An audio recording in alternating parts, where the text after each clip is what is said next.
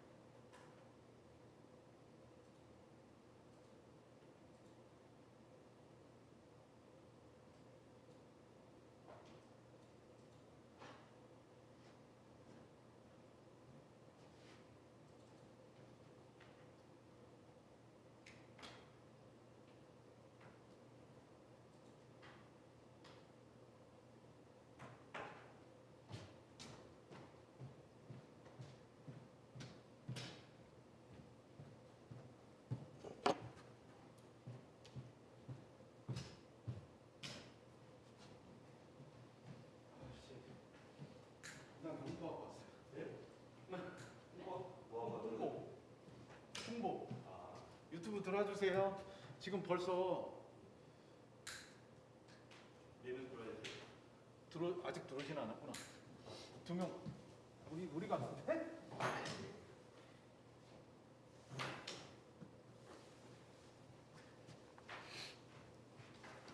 사운드 들어가는 건 체크했나요? 네. 그러니까 다른 게더타운에서 딴 사람 얘기하는 거 듣고 말하는 거 문제 없죠 지금? 여기서 나가는 거요? 네. 나가고 또 들어오는 거. 네. 거기 거는 이제 중계용은 문제 없어요. 내일은 줌 웹이라니까 더 편할 거예요. 이렇게 하는 거죠. 이렇게 하는 거예요. 아, 대단해.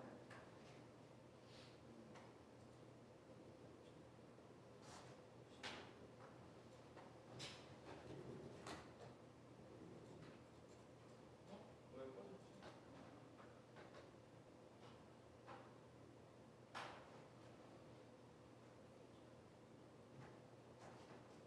어제 안 피곤하셨어요? 잤어요? 아 참 나 출력 해놓고 안 가졌다. 씨. 아 참.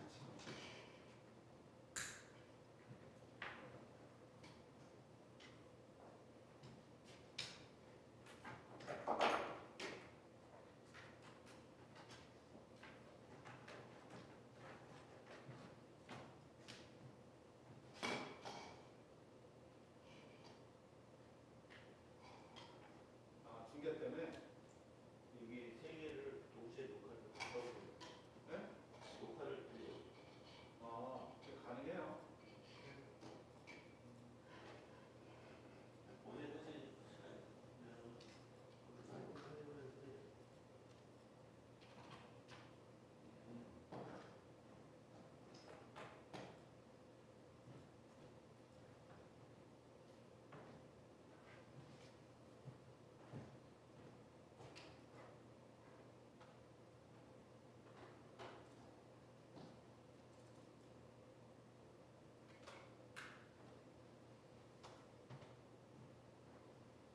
세션별로 어차피 근데 이제 중계되는 거는 상관없고 중계되는 거는 그러니까 저쪽에서 하는 거잖아요 지금. 이제는 이렇게 하려고 그 중계하는 거를 얘가 중계용으로만 들어갈 거예요. 아, 얘가 중계용으로 들어가고 여기 이제 이렇게 1번 섹션, 2번 섹션, 3번 섹션 반. 여기는 3번 섹션 반으로 들어가 있어요. 그러면 OBS 안 켜도 되는 거죠? 그 대신 OBS를 해야 될 게 오디오가 지금 이걸로 안 넘어오네. 그럼 어떻게 해? 일단은 그 OBS 해가지고 녹화를 했어요. 잠깐만요. 안 되니까. OBS에 그럼 음성만 들어가잖아요. 아 영상이 들어갔어. 영상 여기 화면 캡처를 해가지고. 한번 해보고.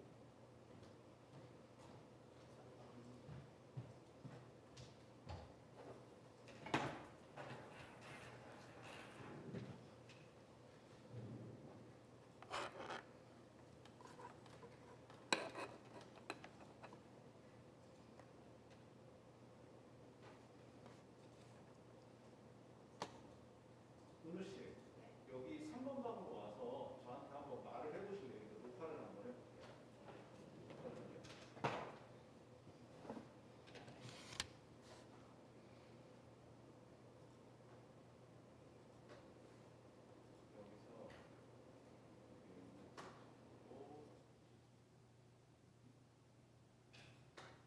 여기서 오디오 넘어온다. 네? 오디오 넘어와. 넘어온다고? 윈도우 캡처죠? 비디오 캡처가 아니라. 예, 윈도우 캡처를. 여기 만약에 오디오 넘어오면은 고치 안 해도 돼요. 응? 어떤 거? 한번 해보세요. 네, 잠깐만요. 거기가 몇 번 방이었죠? 3번. 3번 방.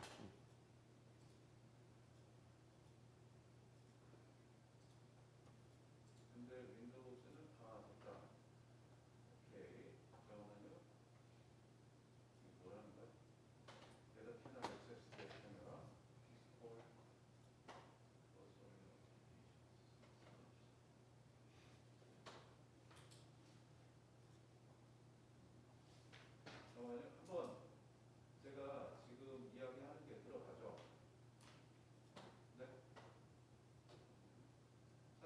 예? 지금 들어가나요? 예, 오디오 떠요. 그럼 한번 얘기 한번 둘이 한번 해보세요. 네. 들리세요? 내가 잠깐 녹화를 조금만 해볼게요. 네. 오늘 씨 안 들리는데요, 여기서?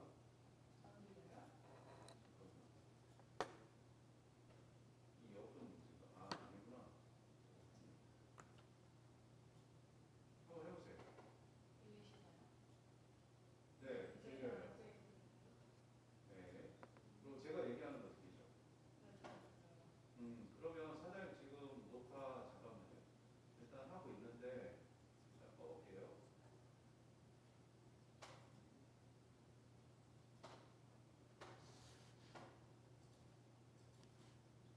또 오디오가 또 안 들어오네? 제가 지금 껐어요. 그랬구나. 잠깐만요. 다시 넣어볼게요. 오디오 들어가나요? 오디오 들어가나요? 네. 안 나오는데? 들어가야 할 것 같은데. 오디오 테스팅 하나 둘. 오디오 테스팅 하나 둘. 오디오 테스팅 하나 둘. 오디오 테스팅. 아까대로 한번 바꿔보시죠. 네? 아까 대로라고? 지금 하고 있어요.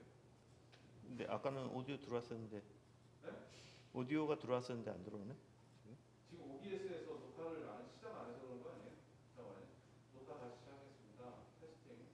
OBS도 지금 오디오 제대로 안 들어가는 것 같은데? 네?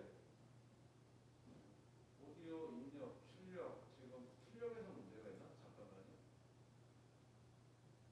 출력. 잠깐만요. 출력.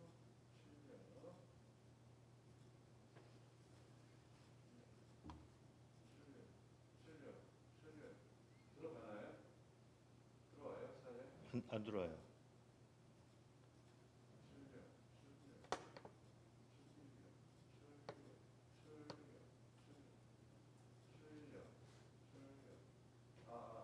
마이크 테스팅. 하나, 둘. 근데 어차피 이건 지금 중계만 할 거니까 상관없잖아요. 중계는 안 나가고 녹화만 중계 안 할 거니까. 예, 녹화 뜨세요 거기서 그러면. 녹화는 들어가겠죠 오디오에. 지금 여기서 보려고요.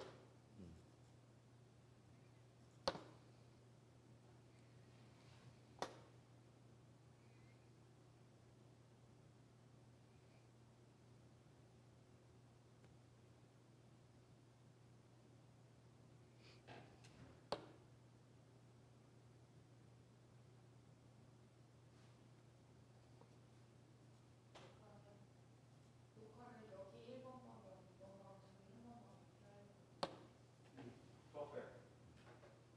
사장님, 네. 녹화 잘 돼요? 돼요? 그러면 거기서 녹화 그냥 하세요. 2번 것도 좀 거기도 좀 맞지.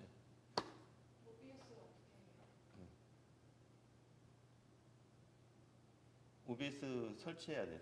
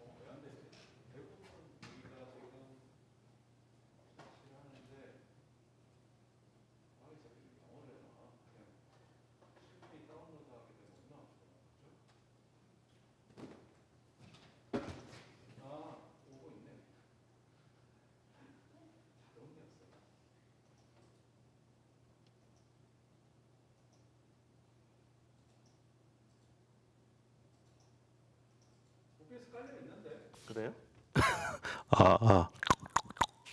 하나, 둘.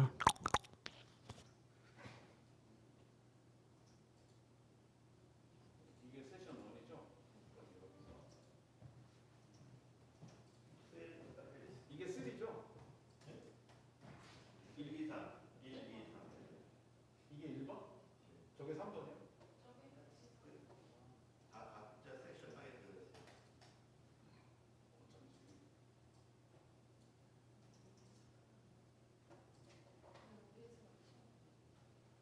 아니 여기는 OBS 요거예요.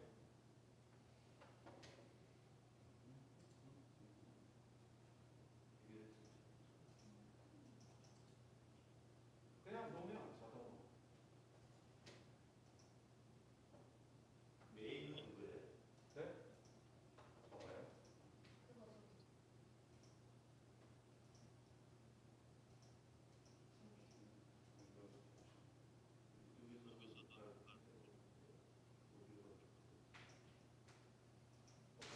그건 오디오 아마 뭔가 많지 않았어요.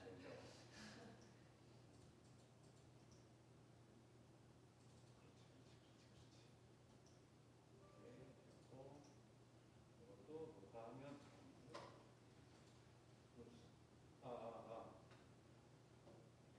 오늘씨 저쪽에서 1번 방으로 가서 한번 이야기해 보실래요? 오늘씨 들어와요?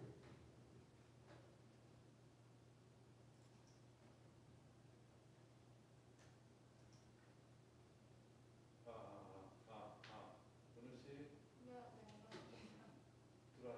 이거 얘기 한번 해보실래요? 1번 방 예, 들리세요? 잠깐만요. 녹화 한번 해볼게요. 근데 왜 얘기하세요. 여기 들리지 않아요? 아니, 어르신 얘기해봐.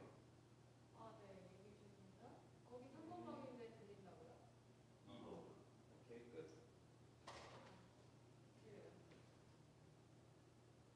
이게 이렇게 해서 들리는 거지? 이거 다른 누가 걸로 해봐. 들어오는 거지? 아니, 타고 들어오는 거예요, 지금. 이 안에서는 안 들려요. 그 안에서는 들릴 수가 없어요. 컴퓨터 그렇게 되네. 여기 왜 1번으로 들어왔어요? 지금 테스팅하는 거. 3번으로 가야 돼. 그 3번으로 가야 돼. 3번으로.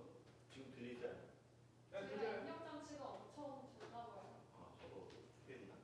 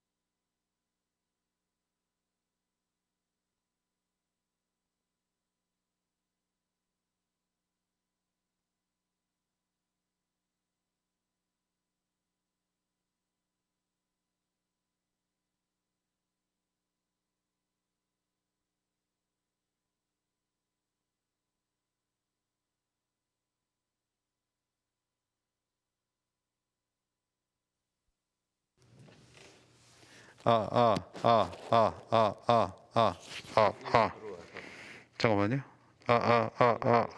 들어와 있나요? 1번. 지금 들어와 있네요. 네, 목소리 나가요. 네, 마이크 테스팅 하나 둘, 마이크 테스팅 1, 2, 3. 그러면 그쪽에서 지금 NHI 스텝 1번 방이죠? 지금 있는 게. 그 1번 방에서 한번 이야기해 보실래요? 저기 아니요, 그게 1번 방에서 헤드셋으로 음소거 해제하고 한번 이야기해 보실래요? 지금 음소거 해제돼 있나? 잠깐만요. 한번 이야기해 보시죠. 1번 방 참. 내가 1번 방으로 가야지. 그 1번 방 아니야? 아니요, 2번 방. 잠깐만요. 이 방번호 헷갈리면. 아니 근데 제일 처음 시작하는 게 2번 섹션이. 예, 알아요. 근데 이제 사운드 나가는지. 오케이. 잘 들리시나요? 예. 네, 들리네. 이제 2번 방 가서.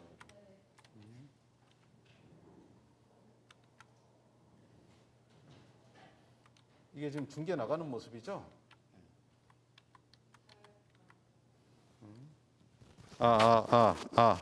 한번 해보세요. 네, 잘 들리시나요? 안 나와. 안 나오네? 왜 안 나오죠? 아, 나왔다. 이제 나오네요.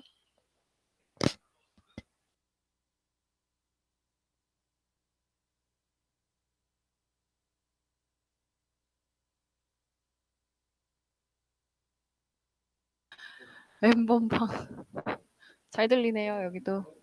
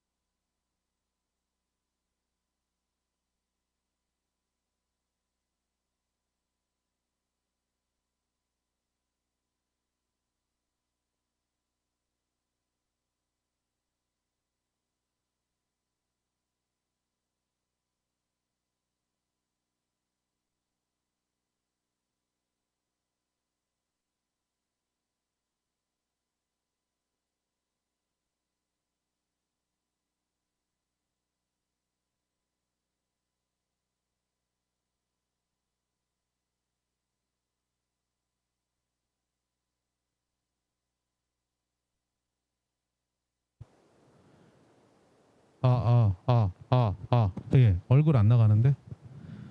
Good morning, Miss Camelia.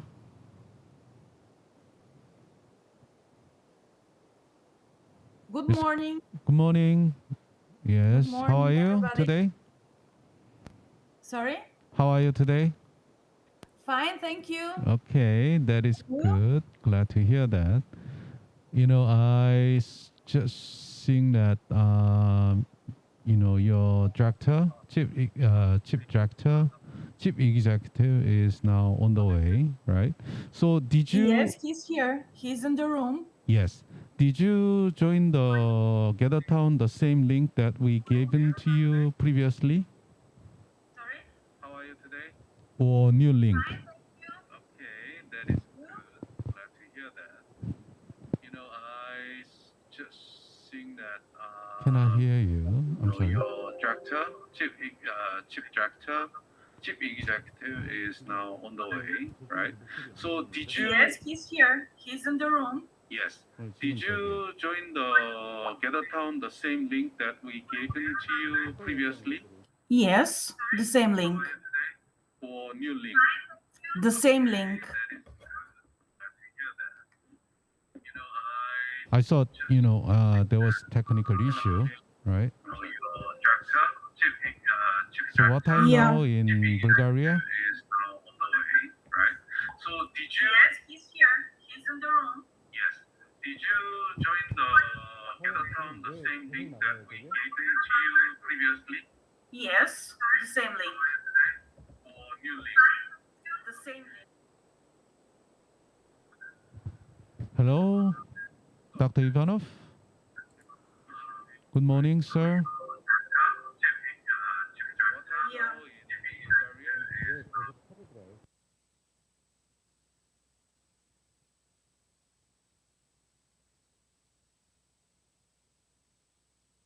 Hello, sir, Dr. Ivanov. How are you? Good morning.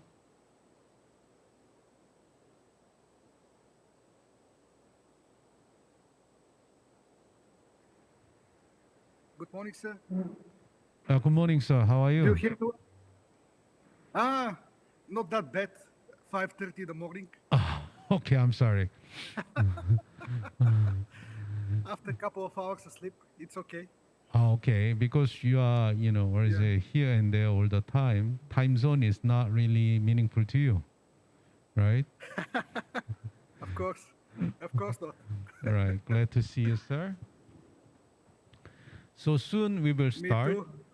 right? Soon we will start, right?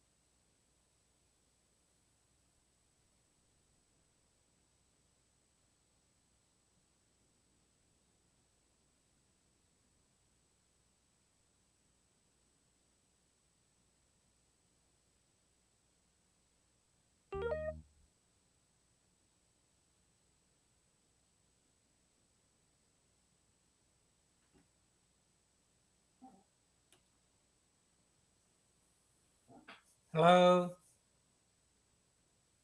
Hi, everyone, for the session 2.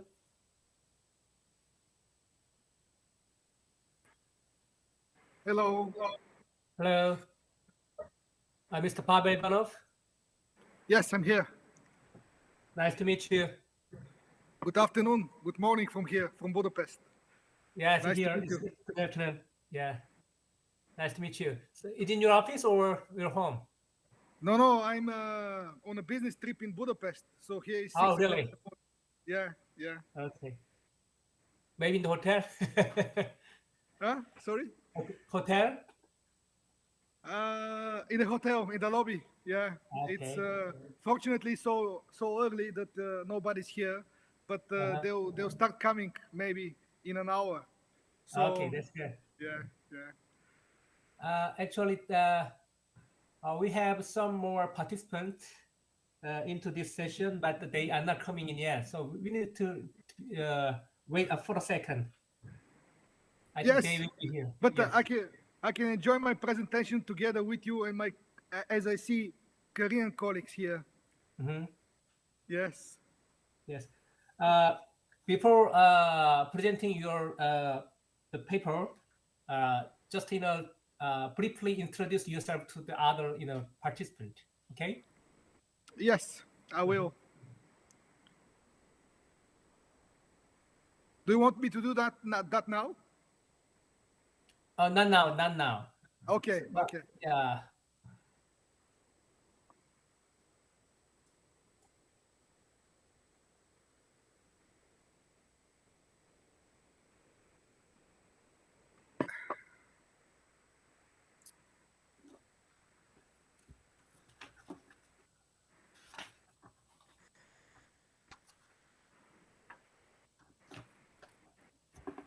Miss Maidra here.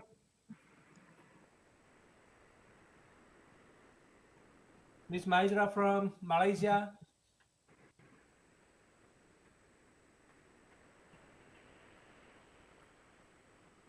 Dr. Mangia Gianluigi from Italia.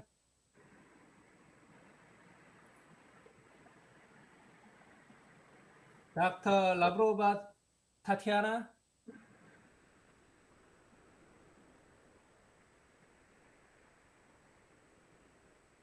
They are not here yet.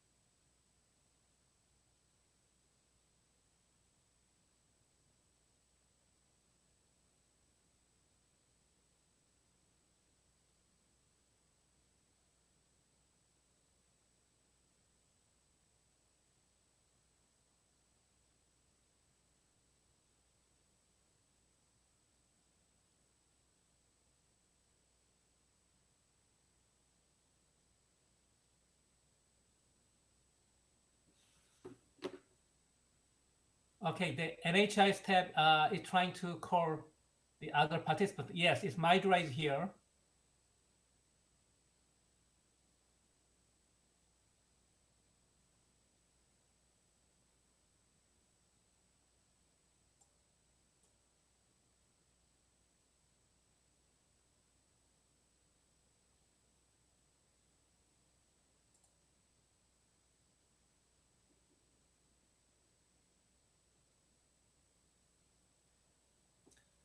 Okay, Mr. Pavel Ivanov, would you please introduce yourself to other audience? Yes, thank you very much. And thank you for your, of course, your invitation to join this wonderful forum. So it's a pleasure to be with you this morning here, and of course, Korean afternoon time. So my name is Pavel Ivanov. I'm the executive director of the Bulgarian Institute of Public Administration. So this is one of the, let's say, top levels of it's not civil servant, it's mainly politically appointed positions, but in my case, I'm coming from the civil service, so all my background is related to public administration reform. Before I became head of the school in Sofia. So what we do, so this is my short background. Of course, we have a lot of projects, European one. We have a lot of also connections in Europe mainly. So we are happy that we can, of course, join the forum, or let's say more international level. Thank you for the invitation. Okay, would you please share your slide and Yes, I will.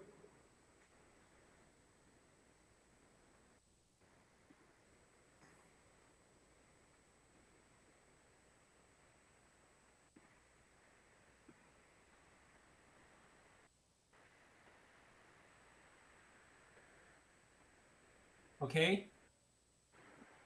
Do you see that? Yes, yes. Huh? Okay. So should I start my presentation now? Yes, please go ahead. Okay, thank you. So the topic today is how do we see behavior changes in Bulgarian civil servants in terms of their training and commitment to work. So it's for us it's a really important topic because our main job is to organize different types of trainings. So we usually follow the let's say the trends in public administration. So our agency is we are an executive agency under the government of Bulgaria. We serve to the government in terms of organizing many events. So personally, I'm appointed by the Prime Minister of Bulgaria. So it's in our mission is to conduct different trainings and research for development of professional civil service, as well to strengthen the capacity of institutions to meet the challenges of public policy. Our job is not that easy because civil service in Bulgaria is more than 100,000 people. So we have a lot of job to do. And at the Institute, we are only it's 28 people staff.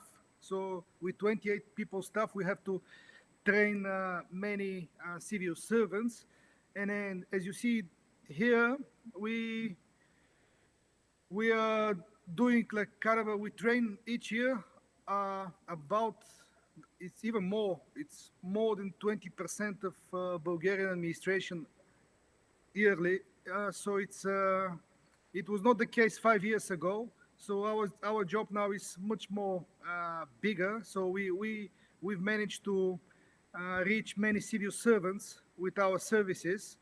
So one of the reasons for that, of course, is that even before COVID-19, we've started to train civil service online. So in 2060, only 3% of the people were trained online.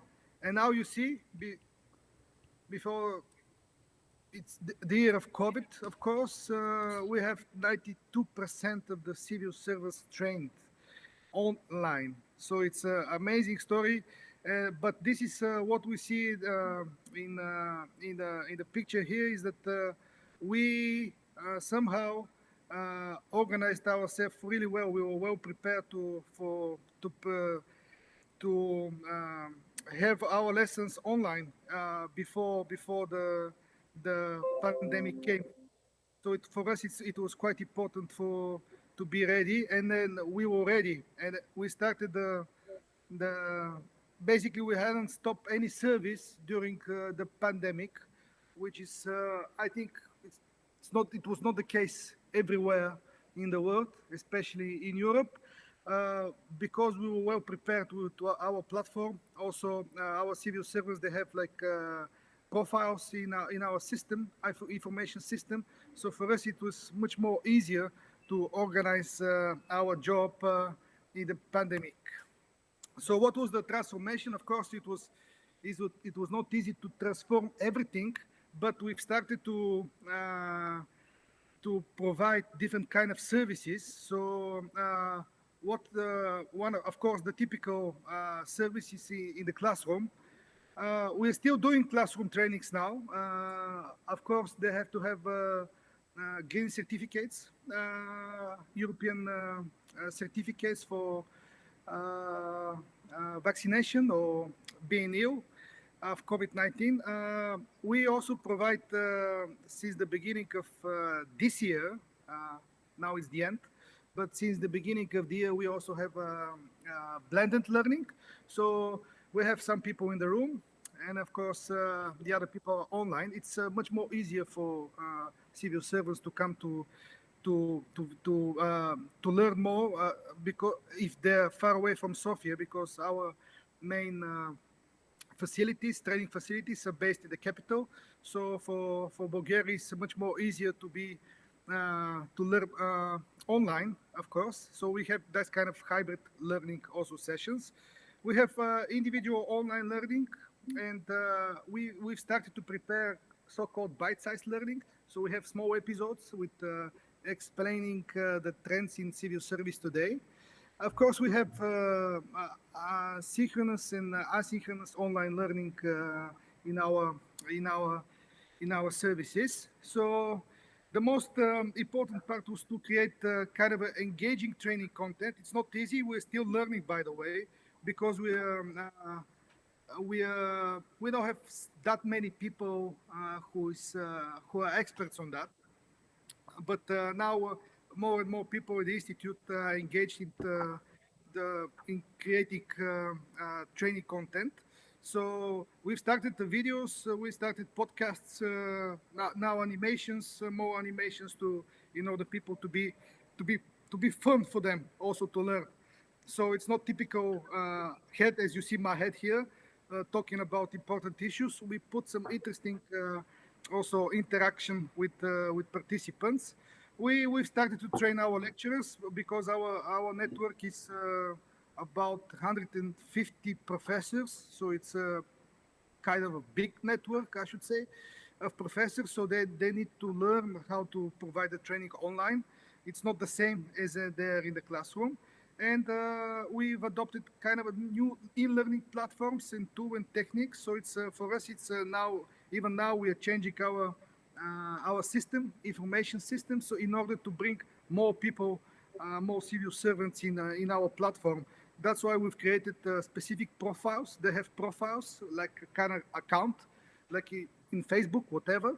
So they have account, they can go in our platform with that account, and they can start different types of trainings, even without asking HRs for doing that.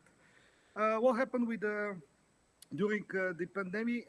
It's for HR professionals. It's much more difficult, I should say, to work because they have to do with all the job related to COVID-19. They had to adopt the remote work model. They try to keep their workers productive, motivated, engaged, and connected, which is not easy because part of the administration now is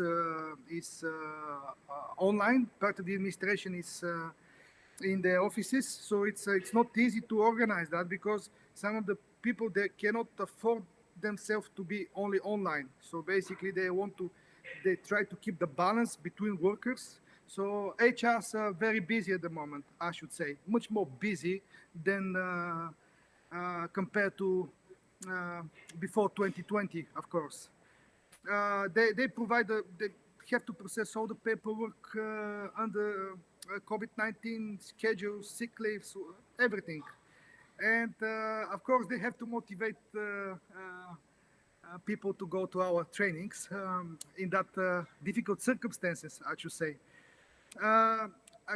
Of course, public administration employees now, compared to beginning of 2020, they have more flexible access to trainings. As I said, they have account and they can go to our trainings without permission even. They can go in our platform even on Sunday, Saturday, and then it's much more easier for them to learn new things about public administration. I should say that they rapidly improve their digital skills. Bulgaria is not Korea for sure regarding digital skills, so it's for us this is very important to bring people online. So now I should say civil servants are much more prepared for the digital future compared to year and a half ago, so they had to learn. There were no other choice for them. Of course, we can see also some increased motivation for learning and development in our civil service, as you're going to see that in the next slide. And of course, they have to face the challenge of workplace learning because it's not easy. Some of them are not allowed to stay at home, and they have to work and learn together. By the way, this is not so efficient because we should spend time for learning, and then of course you should work in the next day. Probably you could work, but not at the same day. So basically, it's a real challenge for them to learn and work together. What we are doing in our country is yearly. So for the third consecutive year, we have a so-called barometer of engagement. It's a barometer of engagement. It's a national survey. We assess the motivation of civil servants, their competencies also, and our survey is based on the British Civil Service People Survey. I should say it's representative our survey because more than 10% of the administration, or about 10% of the civil service, is they are answering our questions. So you have an accurate picture of attitudes of Bulgarian civil service. So this is the engagement index we have. It's much more better than Great Britain at the current stage. Mainly, as you see on the right-hand side, mainly because of more opportunities for learning and development. You see, we have a score of 70. In the Great Britain is 56, and of course, pay and benefits much more higher score, but of course not that high, but it's still about 50%, 50 index here. So this is the situation compared to Great Britain. What we see here is that during COVID-19, the engagement of civil service is getting stronger. So we have better index in the last couple of years. So we started from 2019, the engagement index was 69, now it's 76. So this is a big step ahead. Hopefully we're going to continue with that, but nobody knows whether this is going to be the case. And we are happy that in our specific case for learning and development, we have much more engagement in that topic compared to 2019. So we are happy that we can do our job better. So regarding learning and development, you see the answers here of the civil service. About 60% of the of civil services, they have the opportunity for learning and development. They have online courses, coaching, mentoring. They have that opportunity. Great score here. The civil service also thinks that they have some career opportunities, about 57% also. And 70% of the people recognize that learning and development is encouraged in their organization. So basically, they have a opportunity to learn here. So we have a hot topic question, of course, of COVID-19, remote work questions. You can see the answers here, but it's compared to 2020. Of course, we have a greater score in competencies of civil servants. So they have necessary skills for working remotely. Now 99% of the administration is ready.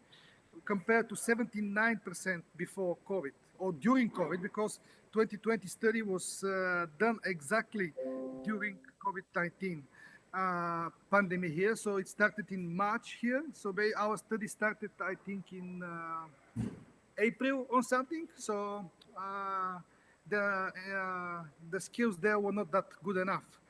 So of course, one of the things in the public administration in Bulgaria is that our leaders are not prepared for working remotely, for sure. I'm not sure that they have that options, because remote work is not in our legislation. So we have to change many things during the pandemic. But unfortunately, in Bulgaria, we have parliamentary elections for third consecutive time this year.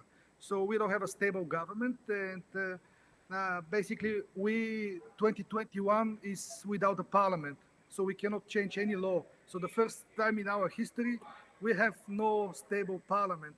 Amazing story. So this year is really interesting here. And the engagement index is the scores are here, because it's almost it's similar in the years, but one of every four civil servants is highly engaged with the public administration. So this is the most important people, because they work with a heart, you know. So it's really important for us to follow that. So one of four is working really hard for the administration, and about more than 2/3 are moderately engaged. Unengaged people during COVID-19, as you know, it was 2% before that, and now it's only 0.7. So it seems that during the pandemic, it's our engagement in civil service is growing.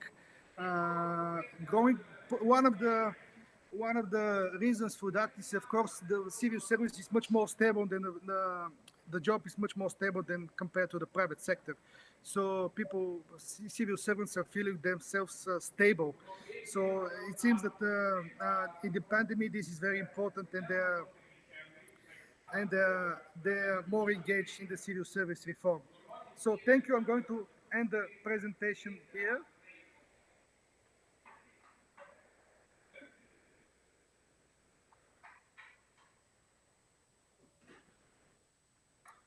And thank you very much. Thank Mr. you. Chair. Yes, thank you. Mr. Pavel Ivanov presented some data of survey showing how Bulgarian civil servants are on the way of changing their working behaviors after COVID-19. Does any other participant have a question or comment on this presentation?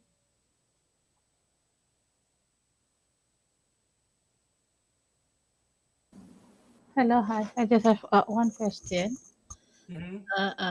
Hydra? Because how do you do the survey? I mean, how do you address the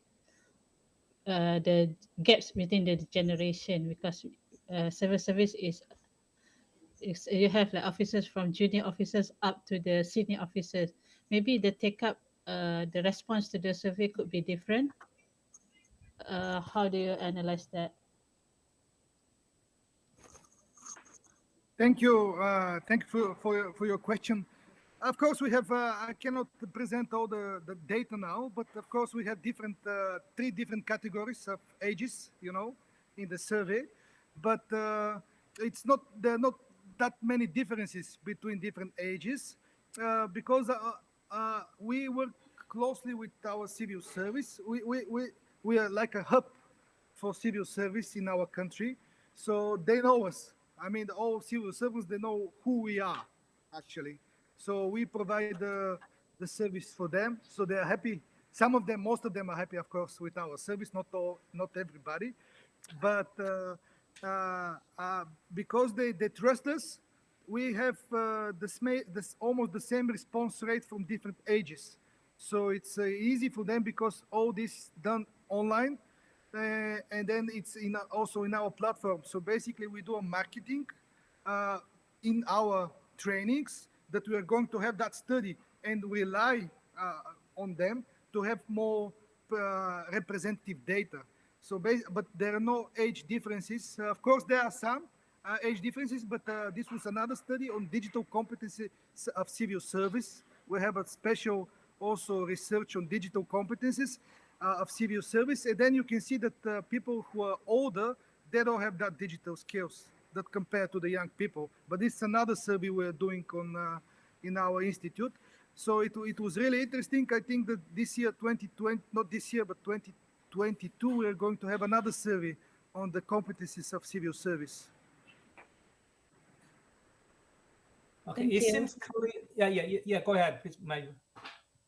Okay, thank you for the answers, for the response. It seems clear that the Bulgarian civil servants are in the middle of changing. But you mentioned, you put the title as a behavior changes. But we need to be very careful. It seems that there is a change in their perception, right? How to perceive their work after COVID-19, in the middle of during the COVID-19 period, because their working way, the way of working is changing. But we are not perfectly sure that this result of survey shows the real behavioral change. Okay, behavior change and the change of perception is a little bit different. Perception should be changed first, then it should be lead to the change of behavior. But behavior includes many things. So we need to look forward to think, the further the development or change of the Bulgarian civil servants. Okay, thank you very much. Thank you. Absolutely right, because we are studying this. So basically, we are also studying what the behavior is. But of course, it's going to take some more time to study that. Right. But we're going to continue to do that every year. So basically, we're pretty focused on our job, and then with this research. So it's for us, it's a really interesting topic because nobody else is doing it. So we are we have a monopoly on that topic. Okay. Good. Thank you very much. Thank you. It's quite interesting. Thank you. Okay, Professor, we have 2 more questions through YouTube. So please check your chat box.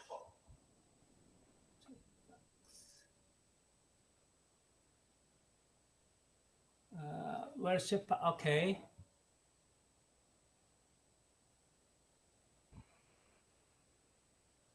I can't find any message or on checking box. Okay, the first question is that is there any happiness index for civil servants in your country?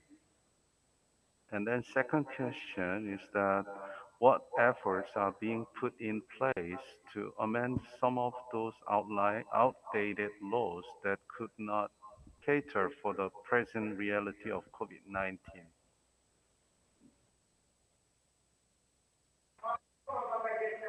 So as I've heard the second question, I'm not sure that I've heard the first one, but the second question is what we're going to do with these outdated laws. If that was the question, we don't know, because if you don't have a stable parliament in 2021 at all, because of continuous parliamentary election all the time, because we are going to have elections this Sunday again, parliamentary elections. So we don't know what will happen. But at the Council of Ministers, at least we have kind of a maybe discussion with the Secretary Generals of the ministries that we are going to allow them, civil servants also to continue.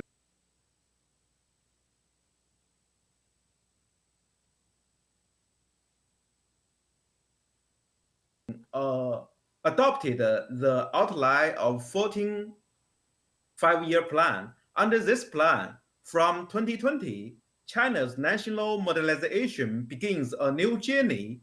By 2035, China will be committed to basically realize modernization.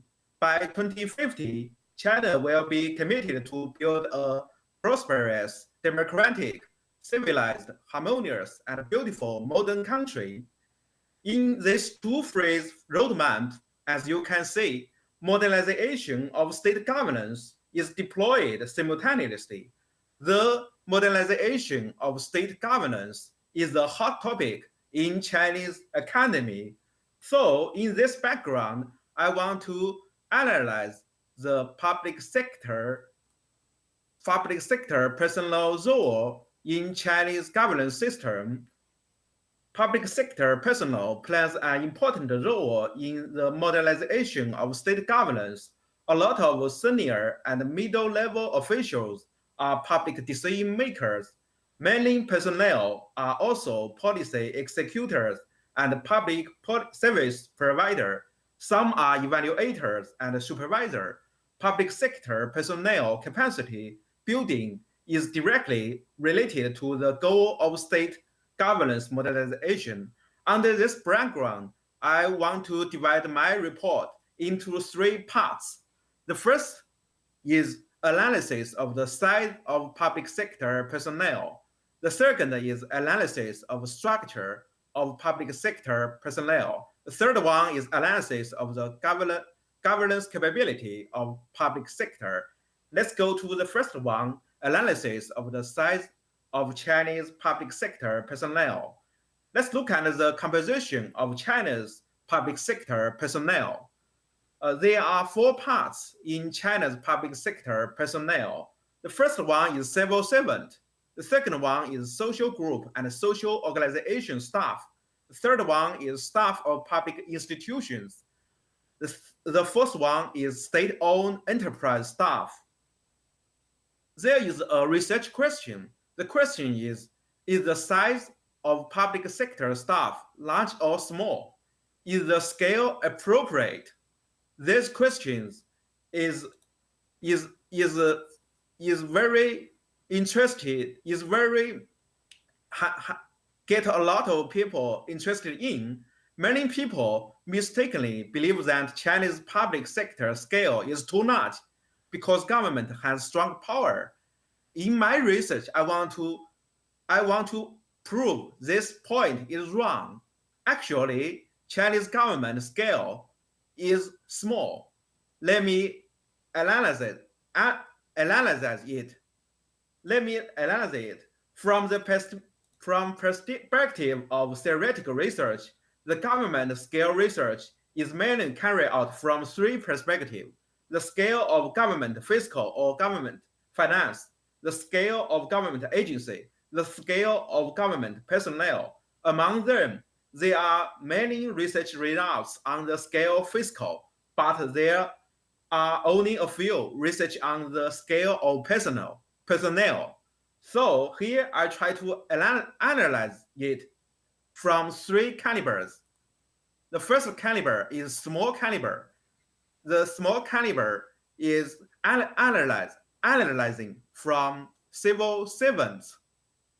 The number of civil servants in China is only about 8 million people, and the number of civil servants as a percentage of the total population is only 0.57%. The number of civil servants as a percentage of the employed population, nearly 1%. This is from small calibers. Second, I want to analyze it from medium calibers. From medium calibers, the number of civil servants and a social group as a percentage of total population is just 1.4%. The number of civil servants and social group people as a percentage of the employed population is just 2.5%. Thirdly, I want to analyze it from a large caliber scale analysis. The state-owned units people. The number at present, the number of state-owned units employee in China is about 54 million people, and the number of state-owned unit employee as a percentage of the total population is 3.5%. 3.9%. The number of state-owned unit employee as a percentage of the employed population equals 7.1%. So I got data from OECD, and the OECD report, the report name is Government at a Glance. And I want to do some international comparison.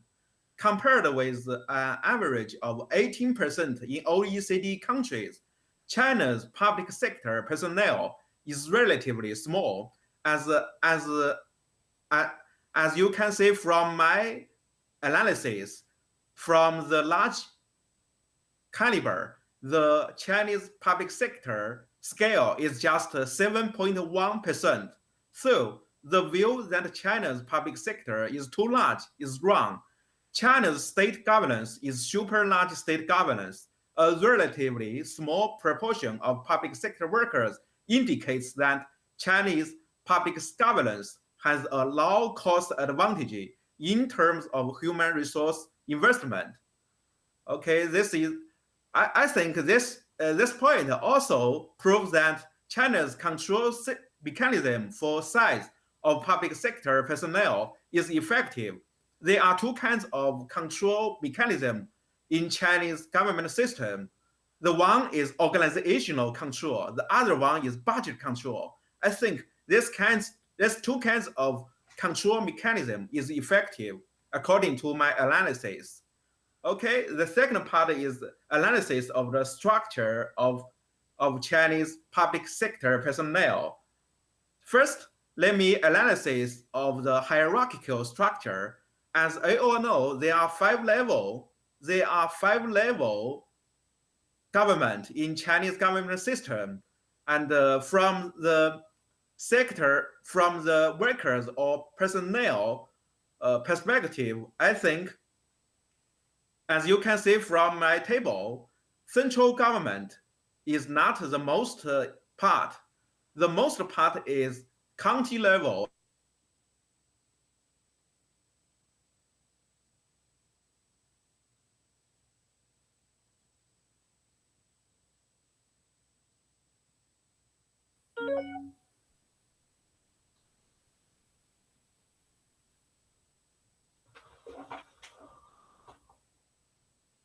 Hello?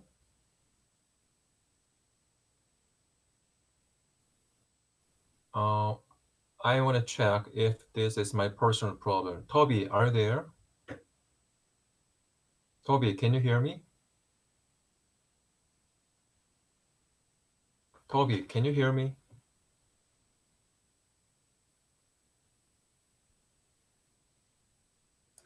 Sorry, I can hear you. I can hear you. It's from his side, sorry. Okay, so that means it is the presenter's technical problem. Yes. Okay.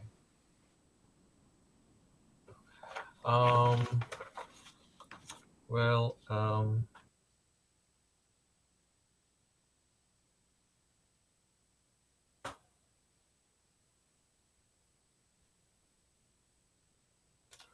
let's wait just one moment, and then we have to do plan B. Plan B is we can introduce the next presenter.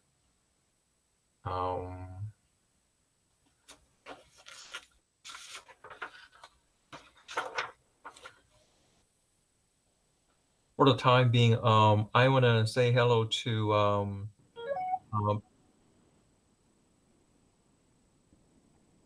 Miss Diane Margaret Hickman.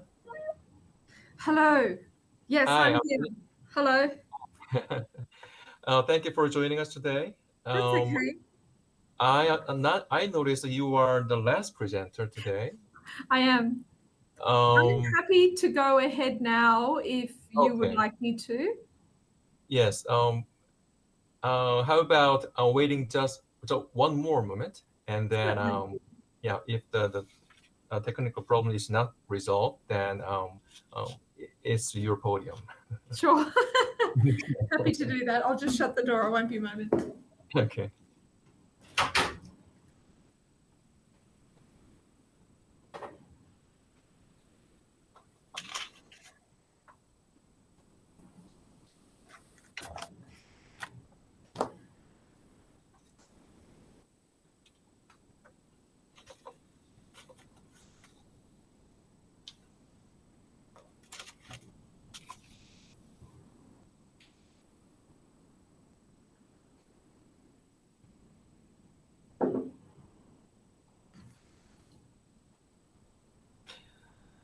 All right, ladies and gentlemen, we have to implement kind of contingency plan. So let me introduce the next presenter, Ms. Diane Hickman, the director of Australian Public Service Academy. So Ms. Hickman, if you are ready to present, you can share your screen. Thank you.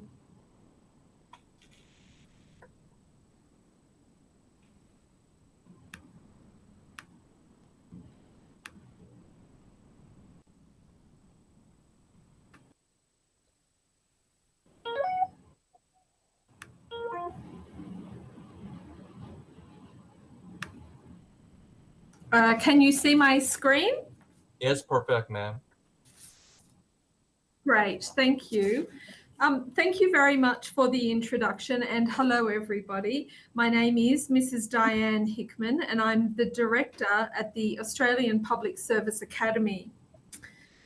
I'm going to talk to you today about the One APS learning ecosystem, and it's a shared responsibility for building Australian public service capability.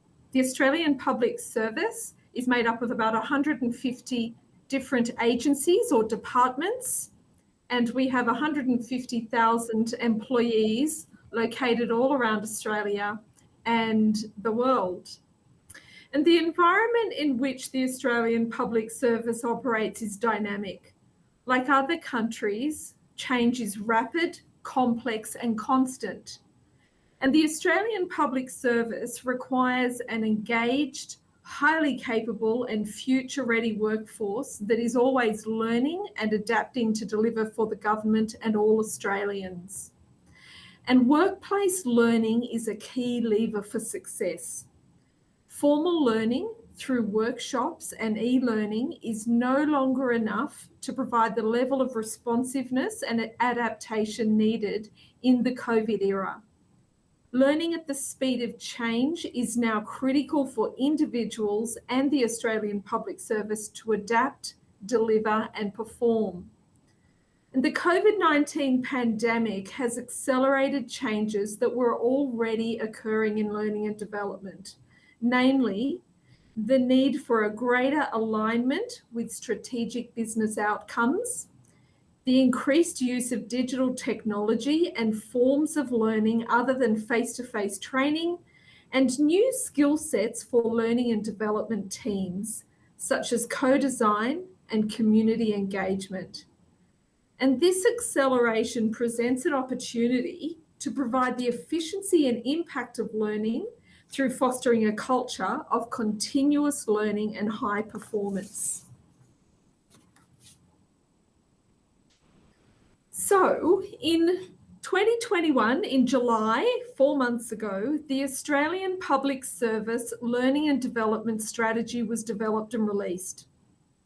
Successive reviews over the past decade have called for a deepening of Australian public service capability and expertise, and identified a number of areas of focus, including the need for a system-wide approach to developing capability to address areas of duplication and competition in learning and development across the APS. We needed more consistent access to quality learning for all employees.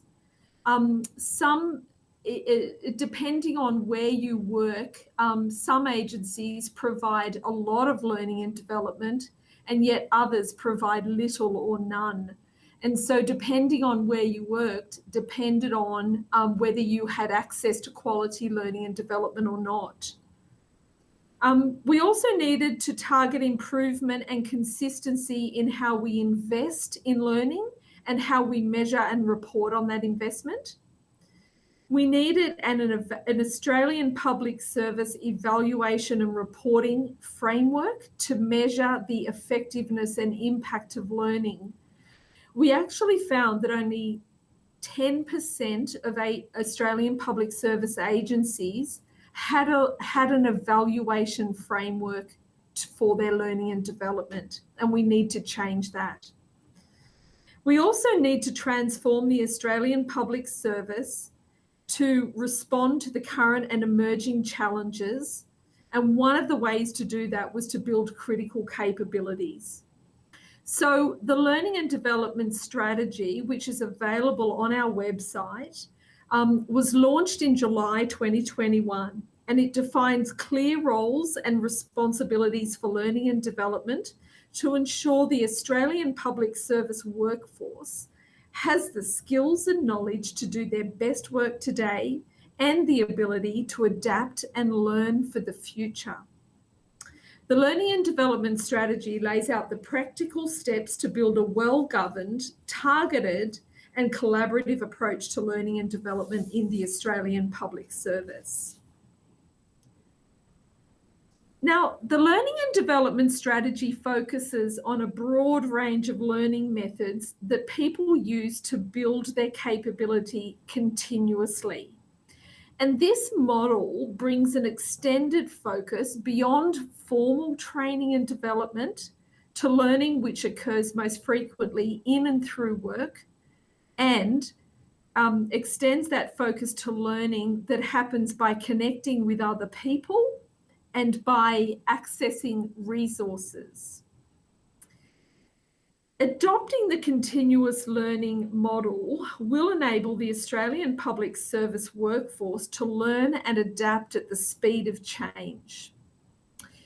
If we continue to focus on courses, it doesn't help people in the moment of need or the moment of motivation. We actually, in our annual engagement survey, we asked Australian public service employees what their strategies were when they needed to solve a problem or find an answer to a question.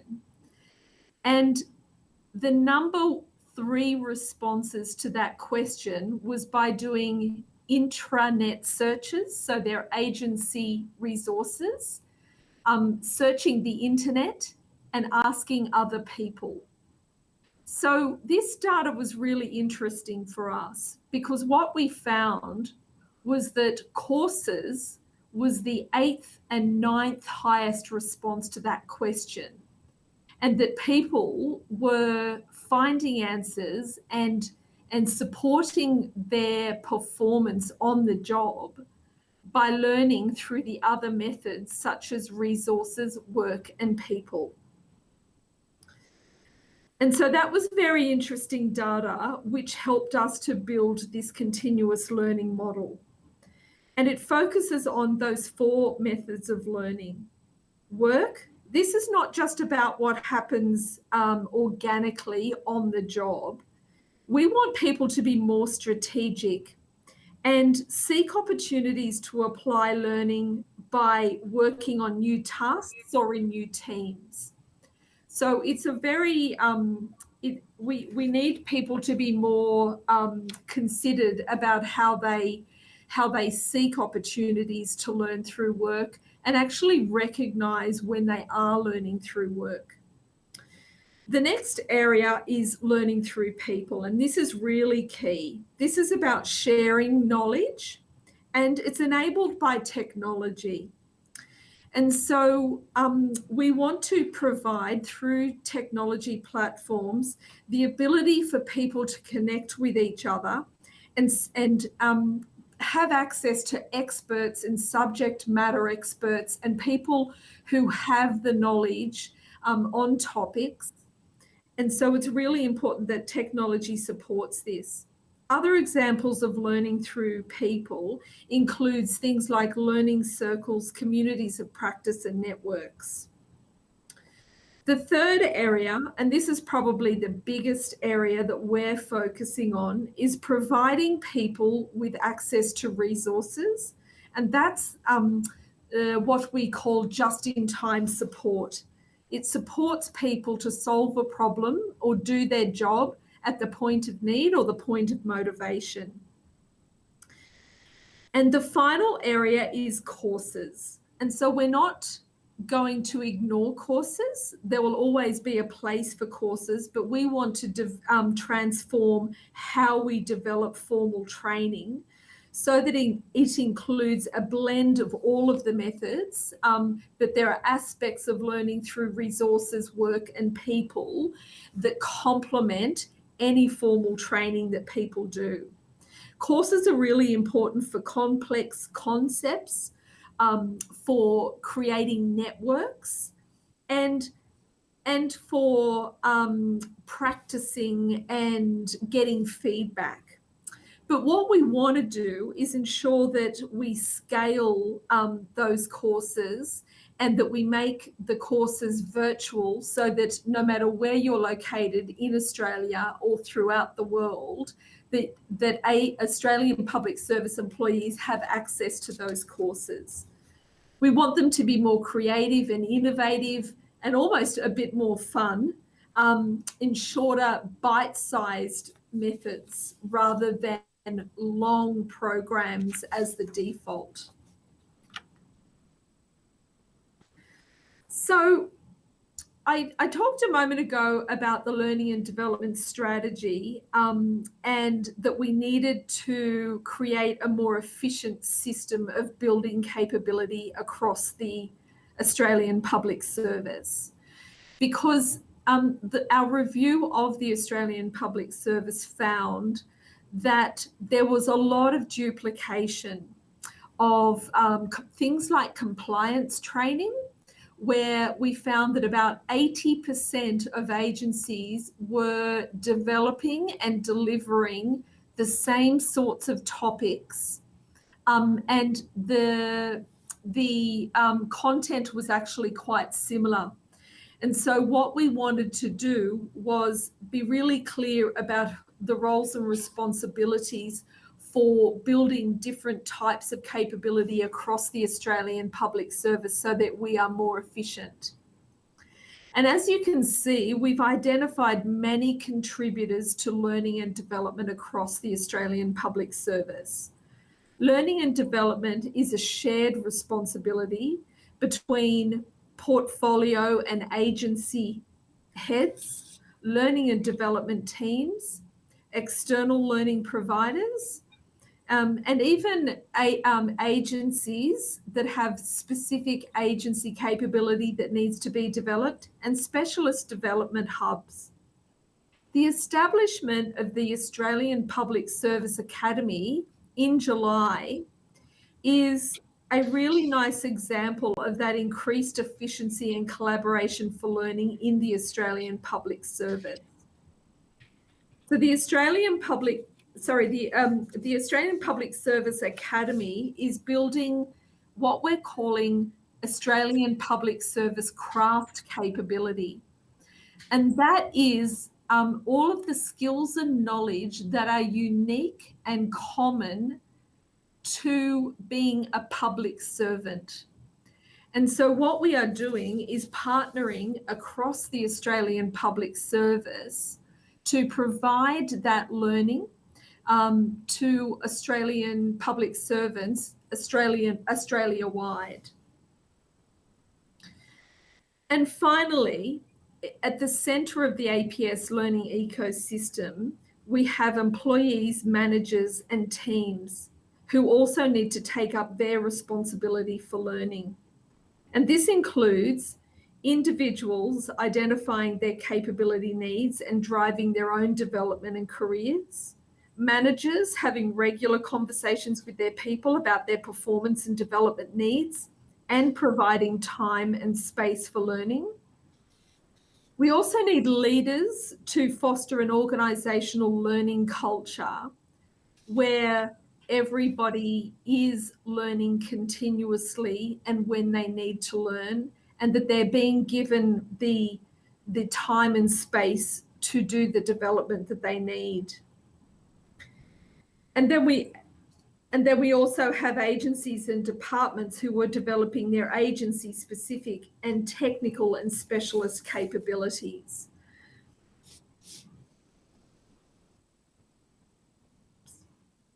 And so A shared responsibility for learning, along with the adoption of the continuous learning model to foster an organisational learning culture, is building a stronger foundation on which the Australian public service workforce can build the capability they need to deliver outcomes for the Australian community and the government. Thank you. Okay, thank you. Thank you so much, Ms. Hickman, for your excellent presentation, your knowledge sharing with us. We have about 5 minutes for question and answer session. Audience, participants, if you have any question, please feel free to ask question.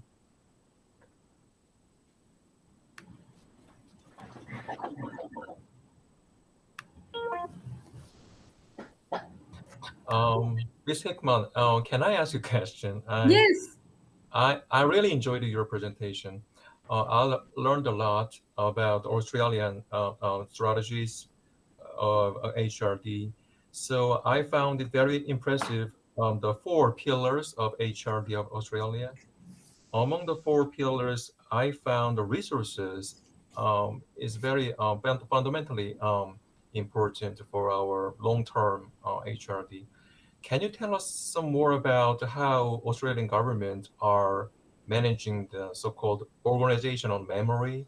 I mean, during this era of COVID-19, the government all over the world, we are experiencing something new, and we have new knowledge how to manage this urgency in the of COVID-19. That means we are accumulating new knowledges of this in this situation.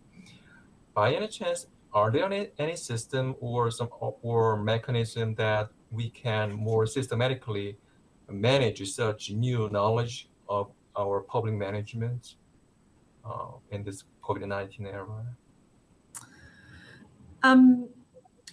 So I think that the notion of sharing resources, rather than always thinking that we need to build skills and knowledge through courses, if you do that, it's harder to be agile and adapt and respond to emergencies like COVID-19, because courses are costly and timely to develop and to deliver and to do that at scale. And so through the Australian Public Service Academy, we have created toolkits that are available freely on our website that include resources to support people at times like emergencies. So we provide access to a range of tools and toolkits, guidelines, checklists, frameworks, things, even short videos, things like that will help people at the point of motivation or the point of need. And we want to make it easy for them to access what they need. And so that's why we provide them, we kind of, what we're going to be doing. So the Academy was established in July, and I would say we're 35% of the way there in terms of providing the resources and people and all of the different learning experiences that we want to provide. We've started building it. But what we hope is that it provides people, no matter where you work, you know you've got one place to come and you can get the information you need to work effectively across the Australian public service. And the capabilities that we're building once and using often. And it's really important that we identify that what the Academy does then is support people to move into different roles. It's a really nice way of fostering mobility across the Australian public service, so that if you're working in the Department of Health, for instance, and you need, due to an emergency, you need to go and work in a task force in our social services area, that you've got access, that your common skills and capabilities are transferable, and you can move into another agency quite well because we've got common frameworks and tools and templates to support people. I hope that answers your question. Yes. So as far as I understood, there are several mechanisms or secrets to the successful management of Australian government. First, you are providing really timely toolkits and manuals for practitioners. Secondly, you are also managing very flexible personnel mobilities so that on such knowledge can be transportable to other domains. So some hard and soft two mechanisms are Yes. intertwined with each Yes. other. We established what we're calling a surge workforce, where we asked our 150,000 people to volunteer for the surge workforce so that in the event of any kind of emergency in the future, that we have a pool of people who we can call on in an emergency. They're already trained up, they're ready to go and to mobilise. And so that's our first port of call, and that's a very new initiative since COVID that we've implemented in Australia. Okay. I personally speaking, I learned a lot. I learned a lot during this session, so I really appreciate it. So if there are any other questions, we can share such question after all the presentations are delivered.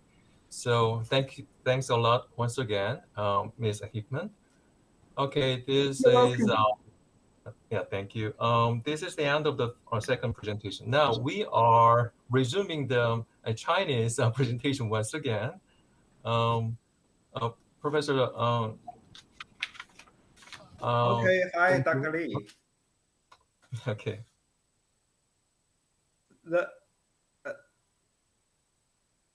Is it clear? Yes. And I share the screen with you. Let me share a screen with you. And I don't know where could I start.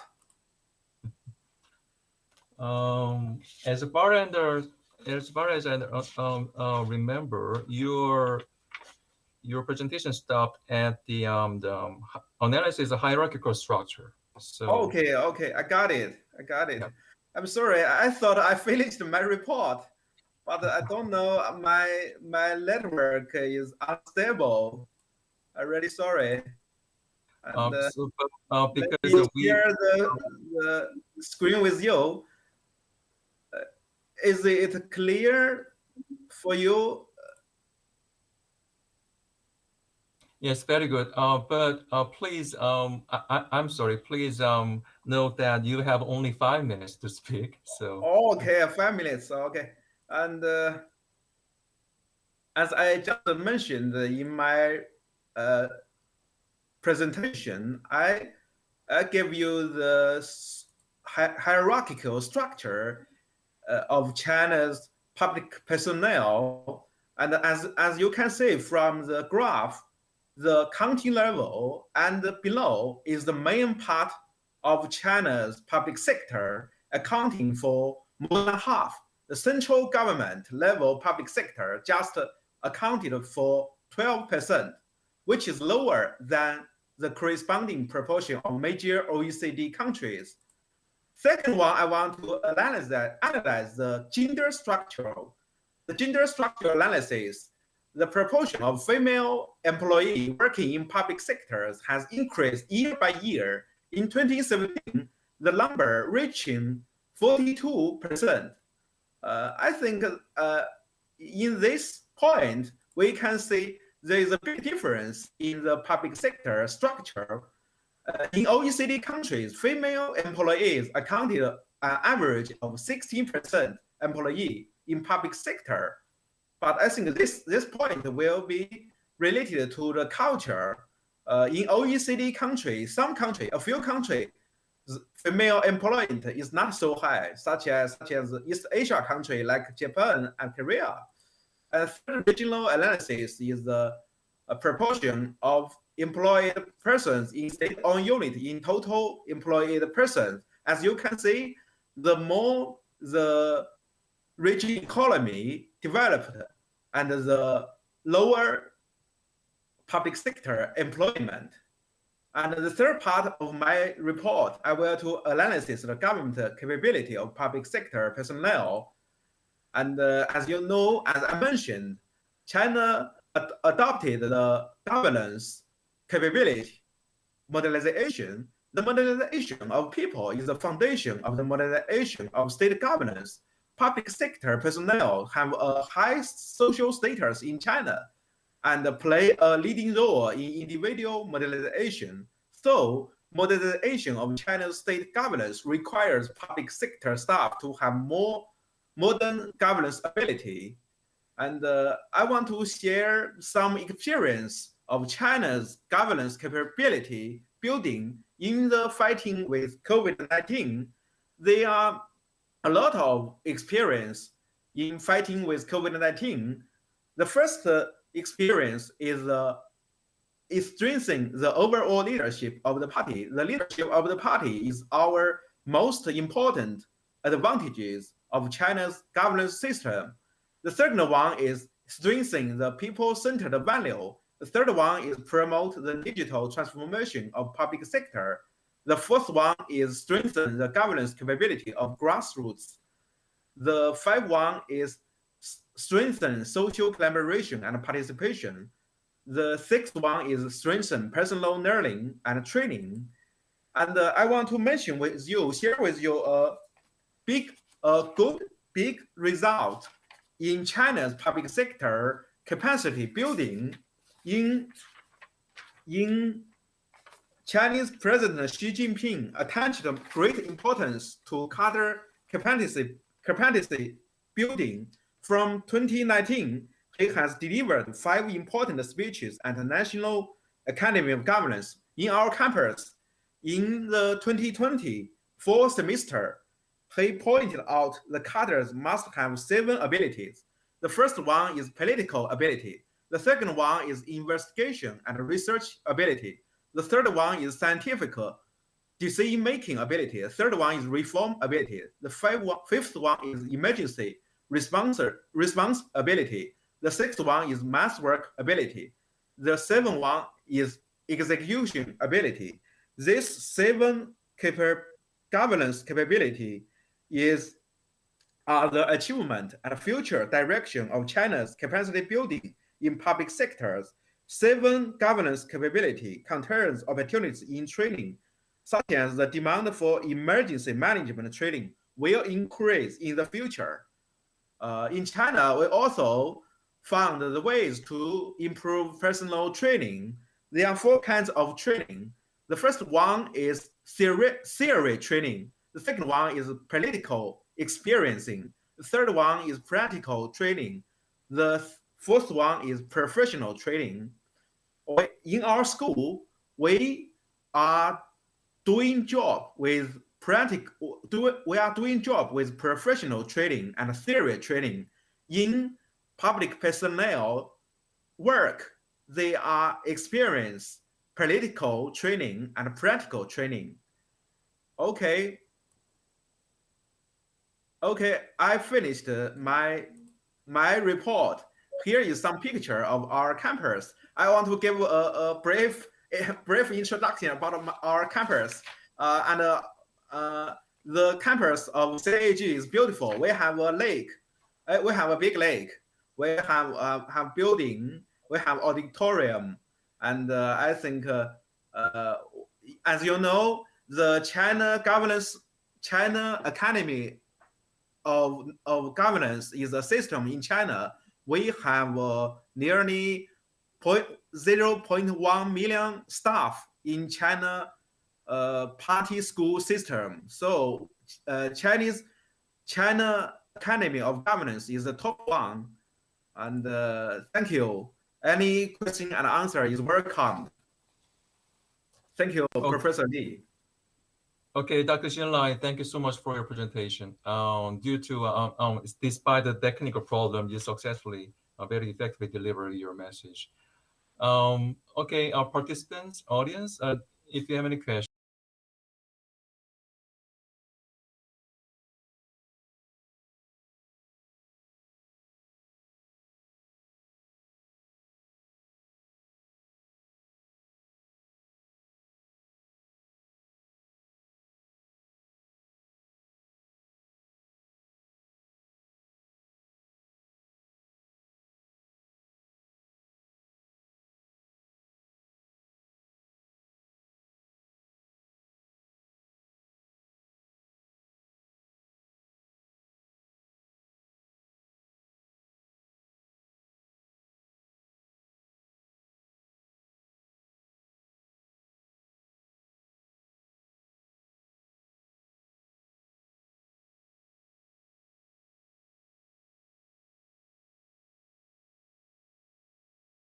for this time. First one is one from Italia. Dear Dr. Mangia Luigi, are you here? Yes, I am here. Can you hear me? Yes, I hear you. Okay, fine. Okay. Would you please introduce briefly yourself to other participants and before presenting your slide? Okay. Okay. Are you ready? First of yes, I am ready. Sorry for being late, but the link that I have received from the organization was wrong. So I received the right email just a few seconds ago. Okay. Sorry now you're for here. that. Yes, now I am here. I am Gianluigi Mangia. I am the chair of the Department for Managerial Skills Development at the SNA. SNA is the National School for Public Administration in Italy, and we are a branch of our Prime Minister office. So we, our our chief in a way, is our Prime Minister. We are in charge of the organization of the training and recruitment processes for public managers.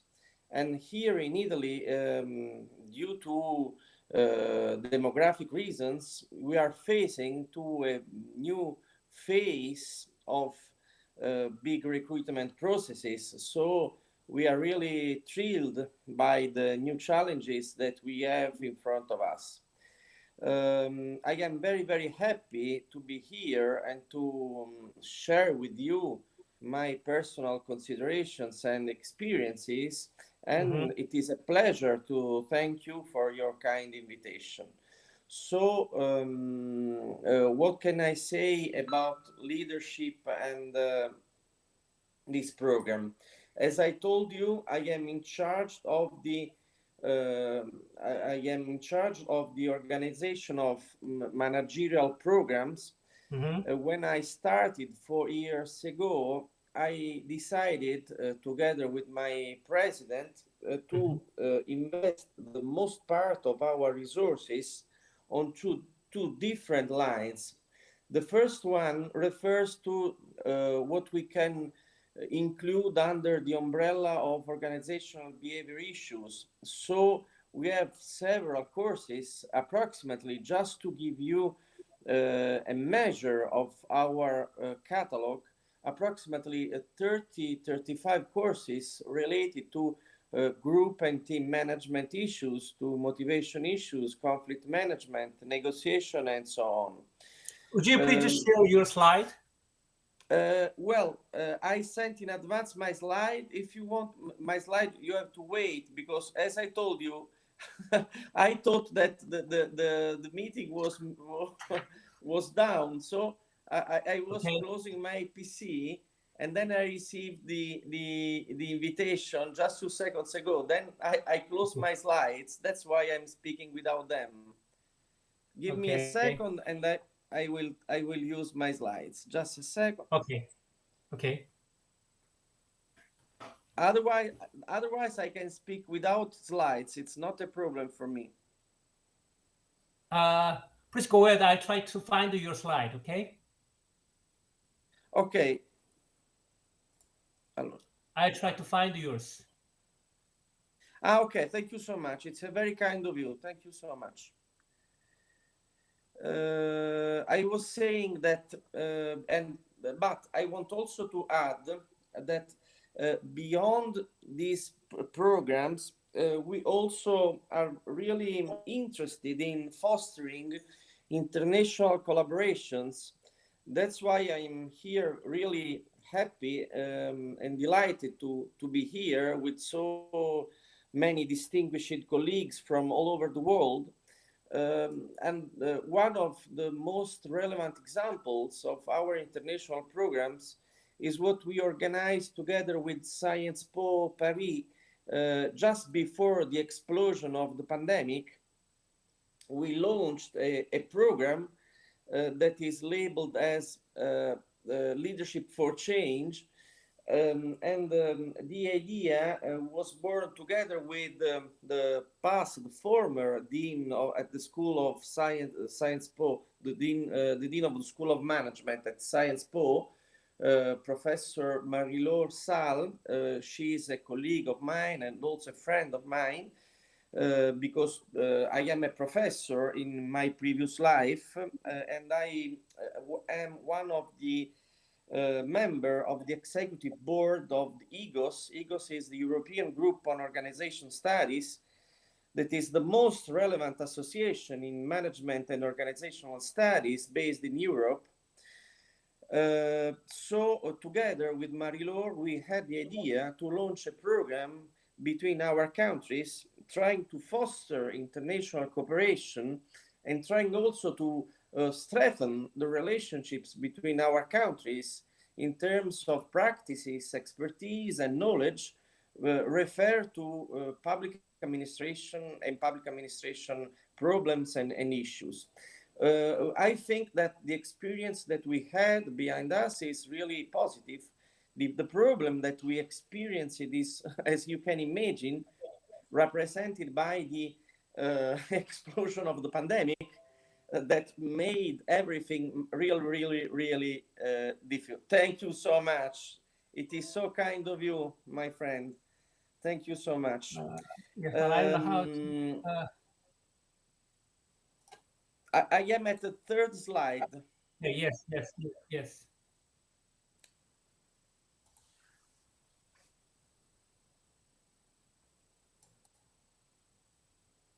Yes, please go ahead. Okay, and I was saying that the main problem was represented by the explosion of the pandemic, because we had on the program also a further step for the program that was represented by the organization of 2 days in Paris, but unfortunately it was not possible due to the pandemic, but I think we will do it in the next month. What can I say to conclude my very brief speech, and looking forward very much to listening your questions and considerations, is that for us in Italy, the most important part for managerial training is really represented by the development of managerial skills, soft skills. I want also to share with you that we have at SNA a center that we call Assessment Center, that is in charge of the assessment processes for our new public managers, because when we hire new public managers, before the training period, we assess their competencies to be able to understand the differences, the improvements or not, that we realized through our training programs. So unfortunately, at the moment, our website that is ready to be revamped very as soon as possible does not provide you with the information in English. I do apologize for that.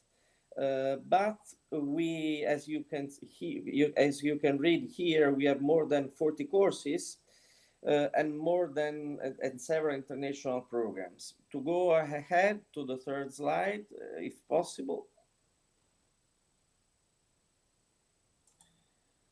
Thank you so much.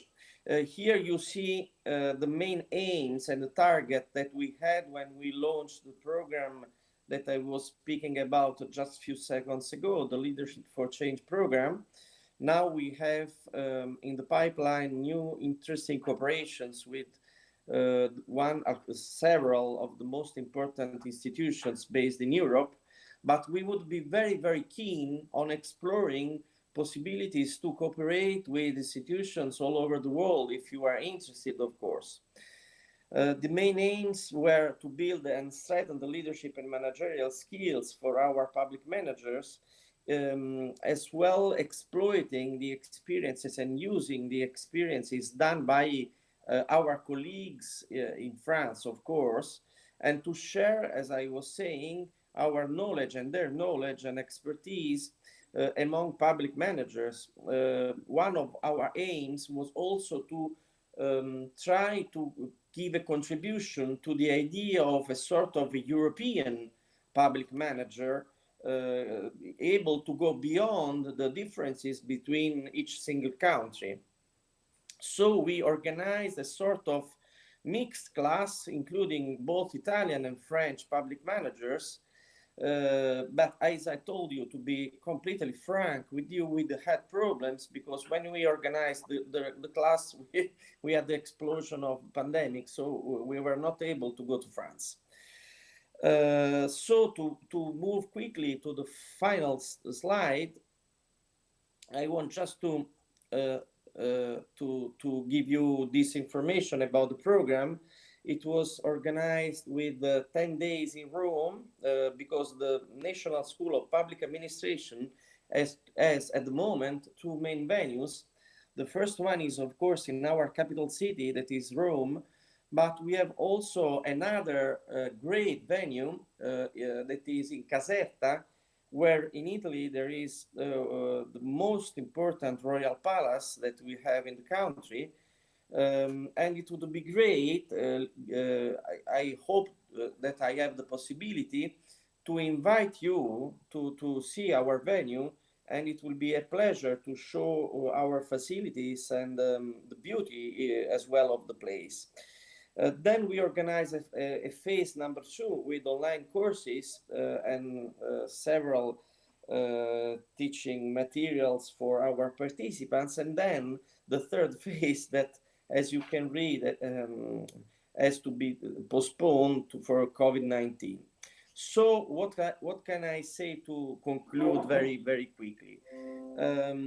We are investing our resources to strengthen our public managers' managerial skills, because we are convinced that this one is for us the main gap that we have to fill. How we are trying to address this target through two different ways. The first one is to organize a quite strong, from my point of view, of course, catalog of courses in Italian, and then adding also other international programs. I said just a few words about what we did together with SciencePo, but we have other programs in the pipeline, and next time I will give you further details. So thank you so much for the invitation, and thank you so much for the possibility to share with you my experiences. Thank you. Okay, thank you very much. Does any participant have a question or comment on the presentation?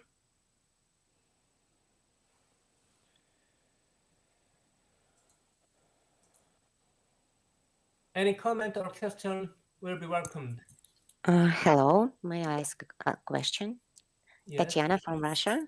Yes, thank you, Mr. Mangier, for your presentation. And I would like to ask the question about the leaders and the leaders programs. What do you think that for if you've like for the educational tracks for the leaders in these programs, you like including the digital courses on the digital competences for the leaders, and for the like some kind of like digital frameworks for the future, or how to work with the digital challenges as leaders in a public administration, and if you are included, and what is the content of this like educational track in the leaders programs? Thank you so much for the question. You raise an interesting point, and of course I take your point and I agree with you. I didn't have the possibility to show you all our catalog and all our offer of teaching programs, but we have a specific area related with digital transformation issues, if I properly understand your question. So, and of course, managerial issues are strictly intertwined with digital transformation issues. I want also to perhaps it could be interesting if I could add that at the moment in Italy we are trying to organize our country to be ready to use the resources that we will receive from Europe to cope with the pandemic and to in a way restore our countries. Europe launched a big program all over our in European Union, as you perhaps know. In Italy, we call the program as PNRR, and one of the most important pillar in our PNRR, sorry for the name, is strictly related to digital transformation issues, of course. Thank you so much.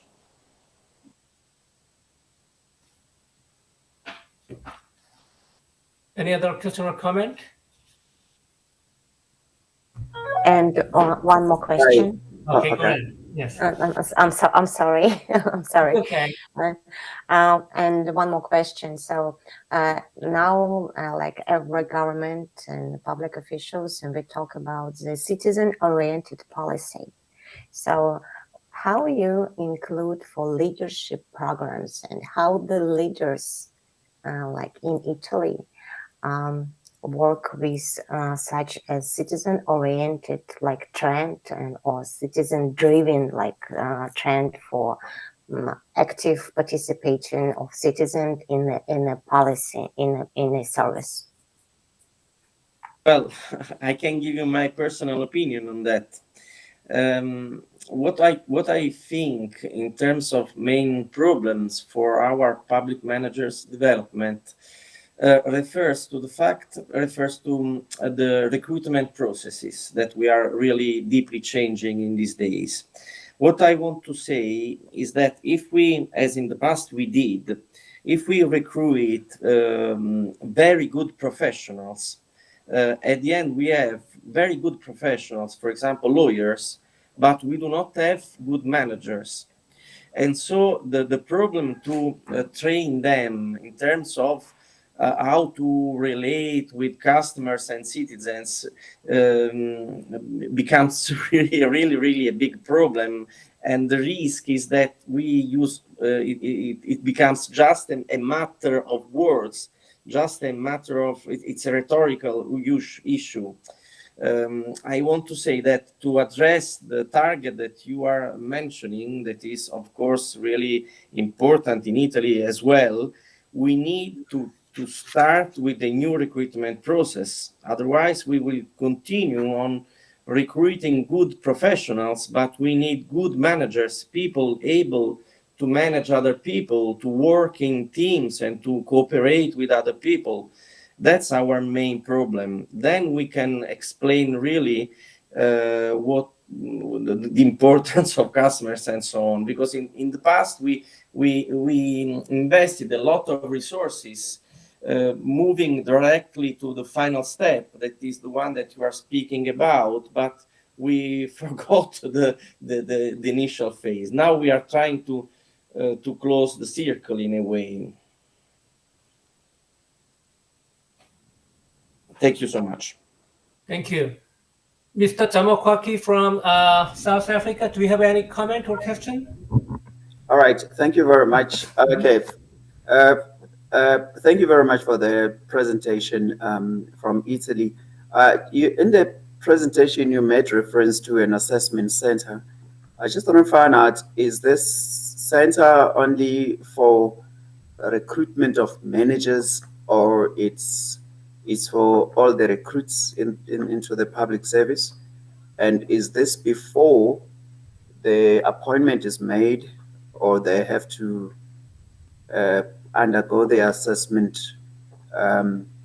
before the appointment? And lastly, if you may perhaps not go into detail, but are the assessment batteries that are used, are they for generic managerial competencies, or they go maybe a little bit into the technical occupational specific competencies? Okay, thank you very much for your question.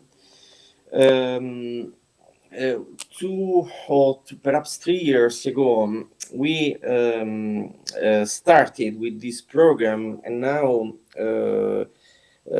since things are going quite smoothly in this sense, we are formalizing it as a real competent assessment center at SNA. 2 years ago, we recruited more than 100 new public managers just before the pandemic. And before the beginning of the program, we assessed using our colleagues from the psychological field their soft skills in terms of managerial and behavioral skills. I am not the right man to describe technical aspects and other details, but I can ask my colleague to provide you with if you are interested. What I can say now is that for us the beginning of any training program for our new public manager now is really with the assessment procedure. Now, as I told you in my previous speech, we have several big recruitment processes in the pipeline. We are ready to open a call for more than 320 new public managers. Then other central administrations are ready to do the same, and so on. I forgot, sorry for that, but I add this information right now. I forgot to tell you that my institution has its own main target, the central administration. So we look at ministries and authorities typically based in Rome. We are not in charge of the training and the recruitment processes for the local administrations, just to be clear on that. In the assessment, moving back to the assessment, if I speak about this big at least for us, this program for more than 320 new public managers, we are ready to assess their competencies at the beginning of the program and at the end as well. But I want to be clear on that and repeat in a way, if you are interested in having more information, I will ask my colleague to provide you with in terms of the test that they use, the typology of competencies that they want to measure and to assess. Thank you very much. I would appreciate that if possible, but I think I can follow up. I think it's possible, of course. As you can see on my presentation, I listed the 3 names. I will ask the other 2 colleagues of mine to help me with your request. So thank you. One of the ideas in being here and sharing our experiences is to foster, as I said, international cooperation. So I think that we can give you all the information that you may require. You can, may I ask you to send me an email? Okay, why don't you please use the chatting site, so you can exchange the email address there. Let me ask one question to Mr. Gianluigi Mandia. Then, do you include what kind of training method for leadership training program other than lectures, because the leadership skills cannot be enhanced or nurtured by not only by the traditional way of teaching method like lecture things. Totally agree with you. Just to go very quickly to the point, I told you that last year, 2 years ago, we recruited and hired more than 100 new public managers, and we organized all the training programs in our at our venue in Caserta. The 85%, perhaps 95% of the training program was represented by laboratories. We organized working groups for each single issue and topics that we had to cover. The final result was really, really positive from our perspective. And in our normal activity, the one that I spoke about at the beginning of my speech as well, the involvement of participants represents, of course, a fundamental pillar. I totally agree with you. We cannot teach leadership and other behavioral topics and issues just using the formal lecture format that, from my point of view, represent just the 10% of the problem. During the 7th Corso Concorso, that is the program I was speaking about, we had the normal format of the single module was very briefly a beginning, an initial lecture, 2 hours or 2 hours and a half, to cover the topic and to give inspiring, from our point of view, insights to the participants. And we called and we hired for the occasions the best that we had at the moment in Italy. Then immediately after, the participants were divided in 2 different classes, 20 or less than 20, to work in team and to address specific problems that we organize for them in advance. I hope to be clear, but I am available for any other information on that. Thank you. Okay, thank you very much. Thank you for both the presenters and discussion. Let's move on to the next topic. Next presentation by participant from Egypt. Unfortunately, I don't have the name. Sarah, Miss Sarah. Okay.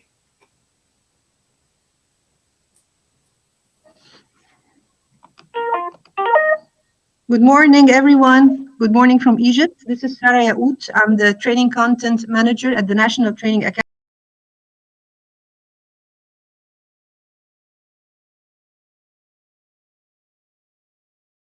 Allow me, please, to share my presentation.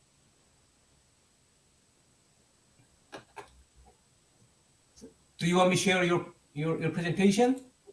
I have it here. Thank you so much. Can you see it now? Yes, okay, good. Very well. I think I will start one step before the presentation, introducing the National Training Academy. The National Training Academy is a big hub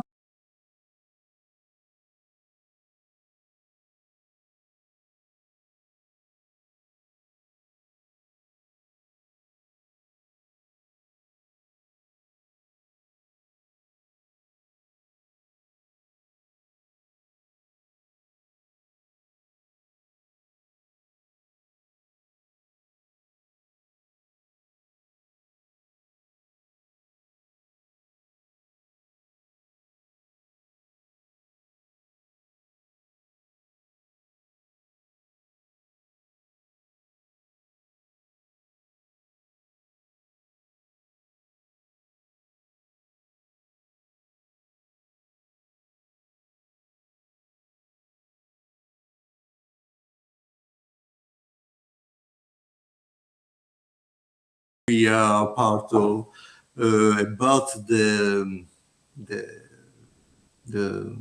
sort of check of the efforts of training, and we have till 2 or 3 years a special program in this sense with the feedback of learners, with their suggestions, with their it's not only with numbers, with number, their judgment, but with suggestions, and about every aspect of the training, organizational, teaching, etc. And we give really real attention to the results of these surveys for the following semester, or sometime we were used to a 4 months periodization. Maybe we will use now a semestral a periodization of 6 months. But anyway, it's very important, because the feedback that we send to the responsible of each training sector are very useful to change for changes, for change in the especially in methodologies. And we started a specific program with teachers, with professors, experts in pedagogy, in digital pedagogy, because a digital lesson is completely different from a traditional lesson, of course. And the worst is to give a lesson in a traditional way, with a traditional method in a digital way. Of course, I stop because it's too much. Thank you very much. Thank you very much. Once again, thank you for your great answer in the presentation. And we will have the last presentation from the EU Commission. Give him a welcome. He is going to, he's actually the head of learning and development of EU Commission. And today he is going to talk about large-scale convergence of class training and virtual and online courses. Thank you very much. Thank you.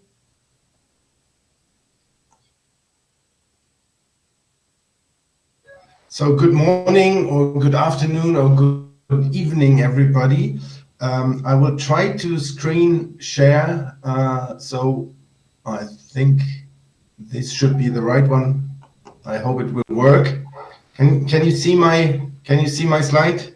Great. Thank you. Okay, very good. So as you said in the beginning, so it is about large-scale conversion of classroom training that we did at the Commission. And you see my title. We have, and I am always an optimistic person, and I also wanted to be a bit funny, because I think we always have to be open to new challenges, and we have to use also our the more negative phases that we run through in life.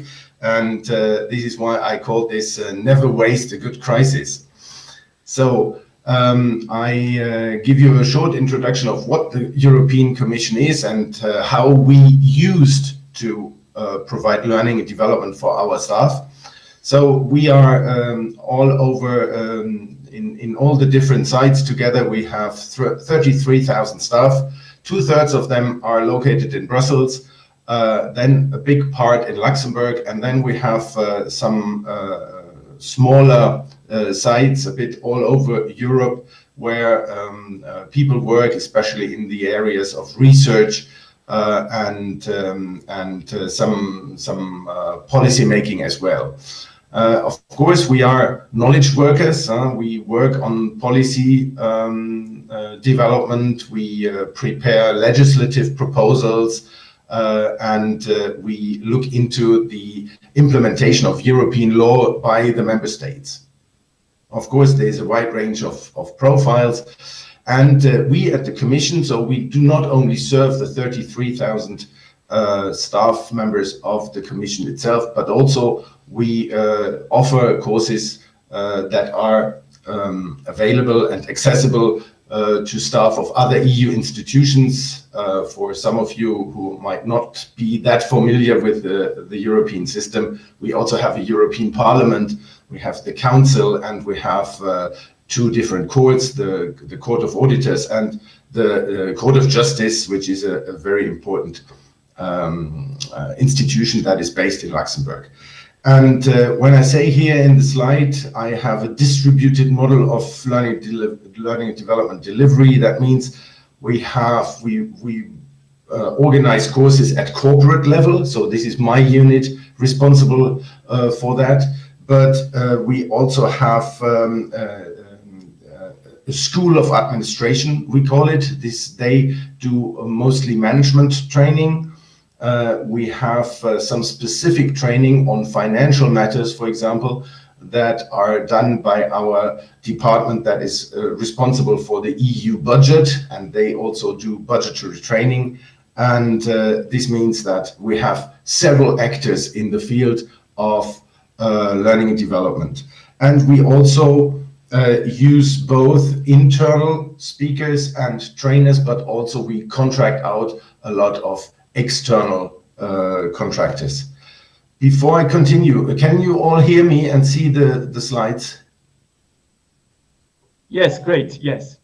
Okay, very good, very good. If there is anything, perhaps you just jump in if you have a question, of course. Also, don't hesitate to ask the question. Thank you very much. So, since 2016, we have a formal learning development strategy in the Commission. And the most important principle of this strategy is what you see here. The Commission needs to be a knowledgeable, skilled, flexible, and networked organization to serve Europe. So this is our aim, and this is where we want to bring our staff. This means, of course, that we organize lots of courses in different areas, in the general knowledge area. We do a lot on soft skills as well, of course. So speaking in public, a course I have followed, for example, management courses, negotiation courses, but also more and more digital skills, of course. We organize language training, and we very early on, already in 2016, we said, okay, we have this famous formula of 70-20-10. I'm sure everybody of you is familiar with this, meaning that only 10% of learning happens in the classroom, 20% happens by feedback from colleagues or superiors, and 70% is actually 70% of learning is done on the job by doing things, by getting stretching assignments, and by developing oneself in this area. So, but also already in 2016, we said that we wanted to move gradually from just delivering courses to a more curated way of learning, meaning mixing sometimes online modules together with books, reading material, podcasts, videos, and similar things. And of course, since 2016, we had been working on that, but we had not made too many and too big progress on this, I must admit. So back in 2019, we had a strategy and plans that we wanted to really build, going into some blended training, everything Dr. Labriola already mentioned, flipped classrooms, curated training, doing more online training. But our plan was to have this in place in 2024. So from 2019 to 2024, we had in mind, so 4.5 to 5 years to do all this. And then we know what happened in the beginning of 2020, and 4 years were transformed into 4 weeks. So we, because of the pandemic, and of course at the European Commission as well, everybody, 100% of our staff had to work from home. We couldn't organize any presential courses anymore. There were no direct contacts, and we knew that we had to convert all our learning and development into a virtual format. So there were some challenges, I must say. Of course, you can imagine, I already told you, we are working a lot together with external trainers, external consultants who provide training with us. So we had to change all our contracts, because there are different contracts for on-site face-to-face delivery compared to virtual delivery. We also had, of course, to redesign the course. We had, it's not the same if you have people in the classroom or people sitting somewhere in Europe and looking at a screen. Especially that, of course, took a bit more than 4 weeks, at least for certain courses. But this is something we should never forget. Dr. Labriola also mentioned it. It's not the same experience for the learner, but it's definitely not the same task for the trainer either. We had to contact our internal sponsors. You can imagine, I already mentioned, for example, some financial training. This is organized by and together with our department for budget, for the EU budget. And many of our internal sponsors, they, of course, they are not learning and development experts, and they were not convinced that virtual learning could be done and that their courses could be given in a virtual format. So we had to discuss with them, we had to explain, we had to convince them to at least do some pilot projects, and then it did work, and everybody now realizes that it works very well. Technical hosting was also quite a challenge. In the beginning of 2020, we had a very small team only that was used to hosting bigger events, webinars, by using Zoom or similar platforms. Nowadays, almost my whole unit in Brussels are tech hosts. They have done already plenty of conferences, plenty of webinars, plenty of also participatory events that we have organized, quite numerous in quite big numbers. And I must say I'm really proud about what we have achieved in a very, very short time. And of course, in the beginning of the crisis, in February 2020, we thought, okay, this might be a crisis for 3 to 6 months, and then hopefully it will be over. Now it's almost 2 years gone, and we are still in the mode of remote training, virtual classes, and conferences. We have not yet really gone back into the classroom. Dr. Labriola said that in Italy they start again doing this. We have had perhaps a couple of pilot projects, but all our classes in principle are still virtual, and we are relying a lot on webinars and conferences via so kind of webinars and similar structures. So what were the hurdles? Of course, I already mentioned the technical hurdles. There's also there were some data protection rules to be observed. I just remind you of the issues that we had with Zoom, I think at a ministerial conference, and where people hacked themselves into very high level meetings, not only in Europe but also in the US and probably also in your country. We had budgetary hurdles, of course, because we had to redo all the contracting, as I said before. Yeah, we did not really have the knowledge and skills, so we had to acquire the knowledge and skills together with our external contractors to provide learning and development in a new format. But we managed to jump over these hurdles, and I am very, very happy. And in the beginning, I was even surprised to see that the participation in e-learning had tripled already in June 2020.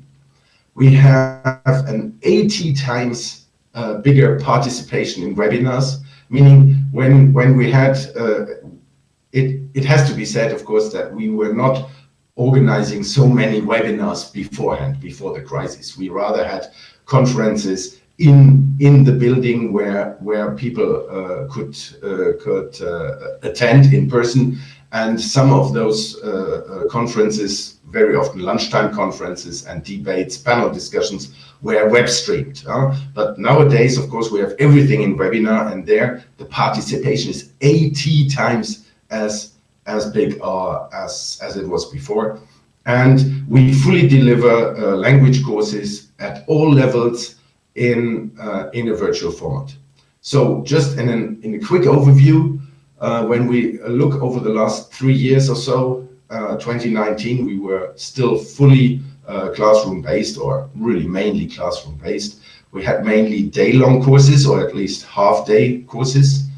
We had in our learning centers, we had over 100 classrooms daily in use, and we only had some online courses. At the moment, we are fully virtual. We have concentrated on delivering modular courses.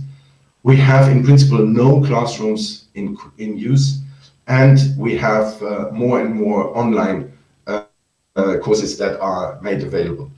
Just for your information, the Commission signed a big contract with LinkedIn Learning on the 1st of October 2021, so some 6 weeks ago, where every staff member has full and unlimited access to LinkedIn Learning now.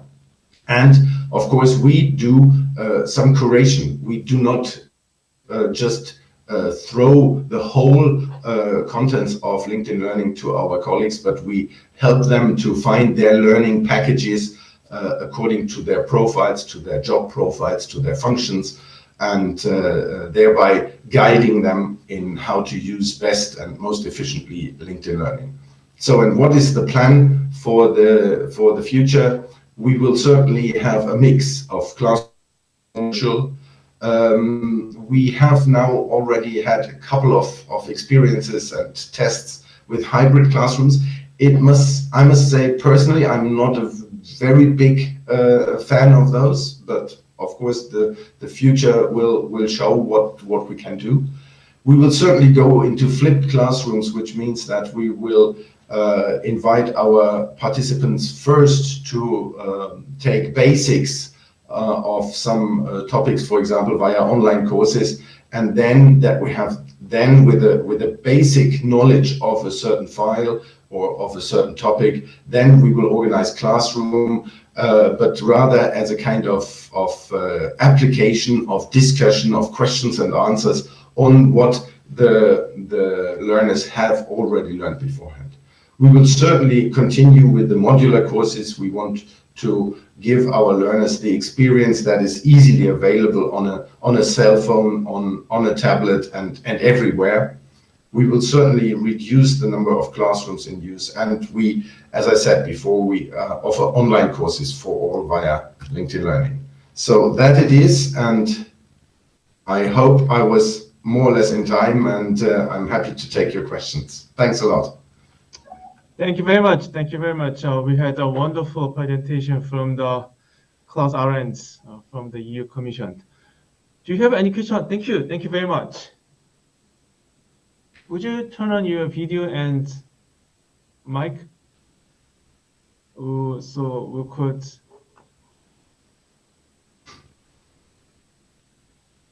Ebora Batanzo, your question? Thanks a lot, Eva. I saw you clapping. Thank you very much. Is there anyone would you like to ask question to Klaus? Okay, so while you are preparing the question for him, I have my question that Klaus Arendt, I have question that what is expected hurdle when you're trying to, to combine virtual courses with in-person classroom? Because we're going to trying to back to normal with the classroom, and but some of participants are more favored to the virtual room because they thought that it's a flexible, the time control and the cost. So what is the expected hurdle and off-takers? I had some issues with the sound there. I'm not 100%. But so yeah. I think your internet I'll is try unstable. So, but so what is the unexpected hurdle? And combine. No, I think the biggest issue, of course, in the beginning also was connectivity for us. So we had people were all working from home, and sometimes either the home network wasn't very powerful or sufficiently powerful, but it was also the commission service, because if normally you would have of course there are 30,000 people working on the service, but sometimes they are in meetings. Many people don't work, let's say, all the time in a virtual mode. They are in meetings, they are on the telephone, they work somewhere. And nowadays everybody had to connect to the mail service, to the conference service, to the video conferencing, and so on. So that was key. And then, as I mentioned briefly, there was this issue of data protection as well, because in the European Commission, or in Europe, we have quite strong data protection regulations, and the providers of the video conferencing platforms that are normally used for learning and development activities, they are based all in the US in principle, and using cloud servers that are based somewhere in Singapore, in China as well, but in the States as well. And we had to make sure that our data protection regulations are still observed. So that was legally definitely the biggest hurdle. Thank you very much. Thank you for great answers. And we have a wonderful question from the Kawahara. You have a question for that? Yeah, thank you so much, Mr. Allen, for the great presentation and sharing your experiences with us. And I congratulate you on the great success of the transformation. And I have one question. I think you are conducting all the training courses online. Just yes. We did. And you have a variety of participants. From the young guys to the senior managers and executives. We also provide different types of training to different types of audiences. And for instance, if you wish to teach if you wish to provide foreign language training or IT skills or regulations, laws and regulations, it's very suitable to provide the information online, so they can learn online everywhere they want, anytime. But for executives, director general level, they do not need to learn the IT skills or financial regulation and so on. We have to teach them leadership, for instance. And in that case, it's not easy to learn by themselves or on-demand type e-class.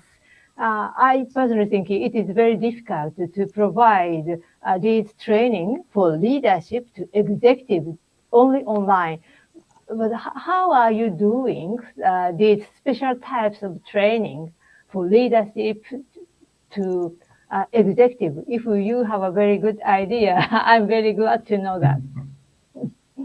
Yeah, thank you, Setsuko. It's a very, very good question, of course. We have said before, people are differently developed in their digital fluency, in their digital literacy. And very often high-level persons are not necessarily very open to these challenges, and sometimes they also don't have the time. But what we tried is, so first of all, our top manager before coaching. So they very often work with one-on-one coaching. You see, and that have, for example, we have put this in a virtual format. The directors general, they meet with their coaches individually, but we meet now here. We have in the digital area, we have recently, we have started with what we call a digital leaders club, meaning that we have designed a series of courses on digital fluency, really for the top leaders. And what do we do with this, or what is the aim, or also the contents? Those people, they do not have to know exactly how all those systems work, but they have to know how to use the systems in the best possible way. So one point is, for example, data analysis. So big data, blockchain, whatever. I think they don't have to know how exactly blockchain functions, or how they don't have to sit down and do data analysis. But they have to know how data analysis and data science can help them making policy, deciding on the future of Europe, and so on. And this is really something that was taken up wonderfully. We have, I think, between 15 and 20 of our top leaders and we only have 50 or so. So 1/3 of our top leaders is following these courses. Thank you very much. A great answer. Yeah. Thank you. So we have I'm going to share the comments from the YouTube. We have comments from the YouTube. YouTube said that makes learning a hybrid, the virtual and classroom is always interesting, and it is inclusive. So thank you for your wonderful presentation. And related to these comments, I have one question for that. 2022, your commission are planning to mix the learning of virtual and classroom. Am I right? Yeah. So yes, yeah. What is difficult? What is expected difficulties if you change this way?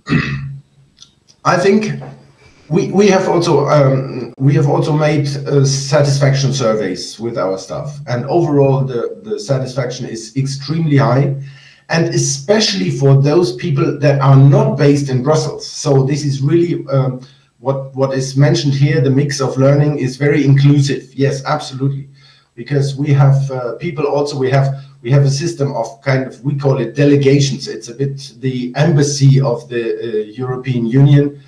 We have one in Seoul, we have one in Beijing, we have really delegations all over the world. And people from there, they could now participate in all kinds of learning development activities. So the feedback is extremely positive and the satisfaction is very high.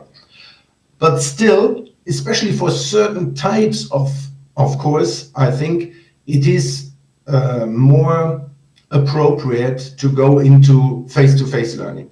For example, if I have the basics of public speaking and the basics of negotiation, I think this is much better done if you are face-to-face, if you are together in a room. And therefore, I think we will get back to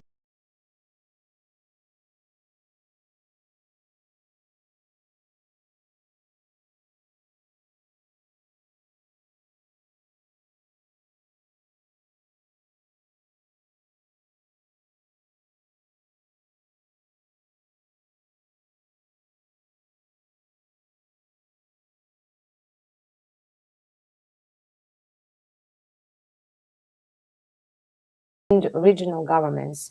And also it's the largest consultant for the government on the development projects and the governmental programs.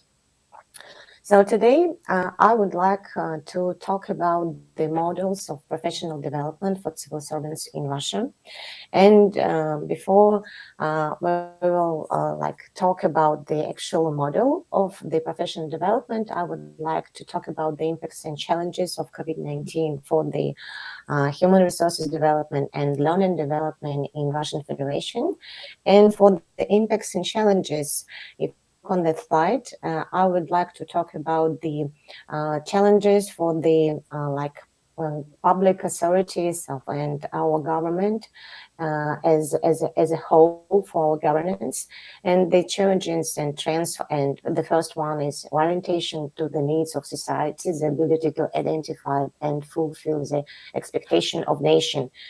So here I would like to pay your attention about the nation, because we talk a lot about the citizen-centric models, citizen-oriented models, citizen-driven models. But actually for our public officials, the citizen-oriented model is not common maybe, and they talk about the expectation and nation-oriented public administration. So the second one is inclusiveness, diversity, fairness, and openness. Third one is the government as a cognitive system. And here we need to talk about the real-time data, digitalization, the foresight for the drive policy and the decision-making policies. And here we need to understand the government understand itself as a cognitive system is to take steps to increase the how to quickly to learn, because we see the pandemic situation highlighted the fast changes. So for the public officials and for the government, they need to be fast, mobile, and they need to understand what to do in real time and for now. And agile mobility, so it's interconnected with the government as a cognitive system. But when we talk about the agile mobility, we need to talk about the speed, about the fastness of the public decisions. And for the right part of our slide, I would talk about the highlights for challenges for human resources strategy in Russia. So here, and for learning development, here we can see that the values and the culture of lifelong learning in continuous perfection and knowledge and competencies. Learning results more interconnected with career journey. Here is I would like to talk about this because our public officials and now for the challenges, the learning results is not so interconnected with career journey. It's just making for reskilling the competences, and the learning and development system and learning results. It's for the professional competences of the each public official, civil servant.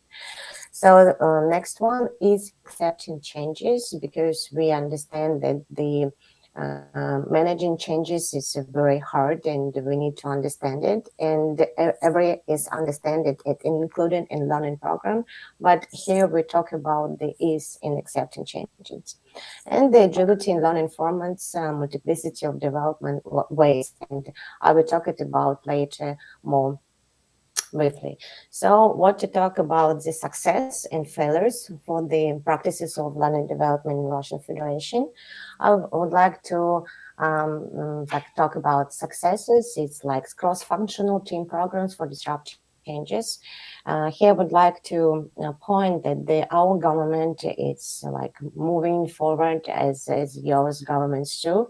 And we talked about not if we talk about the managerial skills, we talk about not only for the run and for changes. But here our government would like to make a disrupt changes for our policies, for our new social economical development initiatives. And here we need a cross-functional teams, not only one like a federal authority, but we talk about the whole federal authorities and regional government. Practices-oriented training with interconnection and practical implementation and activities in the authorities, and I will talk about later. Awareness of changes, learning results is more interconnected. And about the failures. So for the failures, we saw that the combination of hard and soft competence is not enough in training programs. And our public official talked about the and ask us to make them the different unique programs combined with different educational tracks. Hard to foresight disrupt process for future development, fatigue from rapid changes in middle management of public administration, and client-centric model is not supported by most public officials because here the public officials understand them as we a lot talk about like digital twins and like digital competences, and actually some of the public officials understand themselves as like a digital button. So actually they are people, they are providing a service, and they need to be like inspired, motivated, resultive to make their policies. So actually they understand them too. So if we talk about the our like system, we have 83 federal authority, and we have 85 regional governments and more than 2,000 municipal bodies. So actually our government policy is very in human resources development management system is very hard because we have like a real decentralized human resources management system, and actually each like state body have the own like way of the system development and learning development system inside the state bodies. So actually for us, we think the way for the future is to making the models of maturity levels of the system of professional development. Actually, we divided our model on like including our model for different levels. So actually you can see that like the initial levels, the basic level, the middle level, and high level, where the most I think for if we talk about the federal authorities, I think like only like couple federal authorities can have the high level of system of professional development in Russian Federation here. And also we will try to like for the future challenge to try to implement the everybody talk about the indexes, and here we will try to implement index of quality of the system of professional development in the state bodies. Actually, it will help for the human resources management and for the learning development departments actually to have like some kind of framework and to for making a self-assessment and to understand the gaps and the following future plans, how to transform the system of professional development in each state body. So actually for the most of state federal authorities and for the talking about the system of professional development and this state bodies, like in these state bodies, I think they are considered to be like in the basic level, some of them in the middle level. So if you talk about the like training leaders as a session calls, I would like to present you a practice and case about the federal top public official talent pool. So actually it's the database of highly professional and promising employees of federal and regional state bodies. And it's we work with this federal talent pool for 10 years. And actually it includes top level, basic level, and prospective level. So we are making for them the training and retraining programs. And here you can see on this slide the basic parameters and the focuses of this program. So we are making an assessment here, management skills, analyzing information of individual profiles, development plans for participants making. So here we have a selection, a set of measures for evaluating candidates. For training, retraining, we talk about the international Russian professionals and professors, experts from leading universities, statements, top public officials taking part in this training program. It's an practice oriented, and the main focus here on the project of social economic development of the country and in real projects, which are the public officials trying to make, and then after the program they are implemented them. So an environment here, and just here we have joint training of heads of state bodies, federal, regional levels, and heads of state-owned companies and corporations. Actually, if we talk about objectives and goals and program outcomes, here you can see it on a slide, but actually I would like to talk about the goals of major inter-agency projects ensuring quick wins for our policies and social economic development project initiatives here. Actually, in this slide, you can see the structure of our program, and we try to transform and redesign it because the main pillars here is the project design, and our public officials with all levels are interconnected by the, if you can see, educational track project design. It's the common pillar for programs, all three programs for all of the levels of our talent pool. And actually on this slide, you can see the program for the top level of public officials. And here we can find the analytical and design sessions. We have regional training, and when our leaders are going for different regions to with the implementation of their project, and for problem solving of the problems given from the governors of the regions where the leaders are going to have a regional training. So we have here international training, and some in October, our leaders went to Kazakhstan actually to look on the human capital development policies and how they are trying to make the new policies and how they trying to work with the new challenges after pandemic too, and for the public management too. So the program, and when I've talked about our public officials, it's for them the soft skills and hard skills is not enough. We try to make them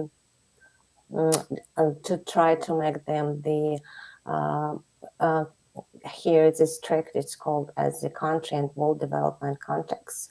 So here we try to make them different meetings and manage, for example, management through art. So they try to be implementing and understanding how to make the management skills through different talents and so on. So you can see from this slide.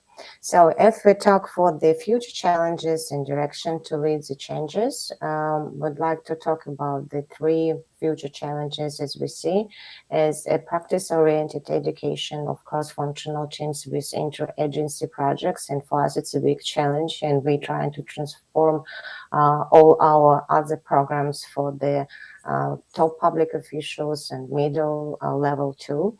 Multiplicity of development ways, trajectory and training programs, trying to make our learning and development experience and redesign our programs, and including different ways, educational trajectories in the training programs.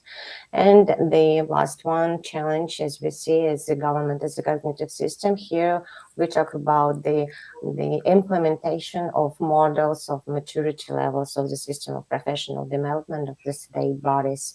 So here, because of our country is really big, and here we need to talk about some kind of, on the one hand, about the unique and common instruments for the learning and development, but on the other hand, we need to understand that every region and every state body have their own soul. I kind of talk about their own culture. So we need to understand on it, and need to be more flexible. And I think for to lead the changes, we need to be more flexible in the designing the learning and development experience for our public officials, and to try them to understand it.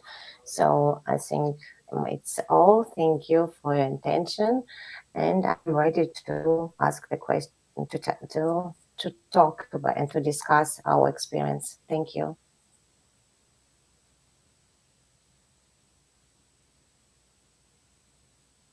I can hear you. Your microphone is off. Thank you, Dr. Tatiana. Thank you. Does any participant have a comment or question on Dr. Tatiana's presentation?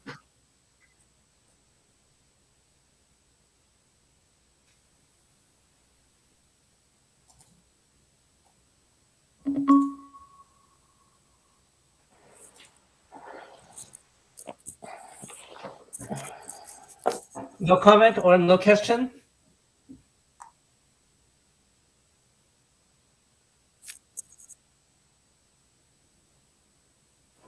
It seems that Dr. Tatiana's presentation was perfect. Professor Cho, I just copied a question from YouTube. Okay, Benjamin Bascones gave a question that how can you measure the level of what is it? Maturity. Yes. Yes, levels of maturity. So actually, we had in this year the research about the levels of maturity. And actually, we've in October, we have some pilots from 8 federal bodies, 8 regional governments, and we just have a huge matrix for the human resources development departments. So actually, and the top officials who are responsible for the human development and learning development in the federal authority. So actually, we have the big metrics, and they can have a self-assessment actually. And after the self-assessment, we had group discussion.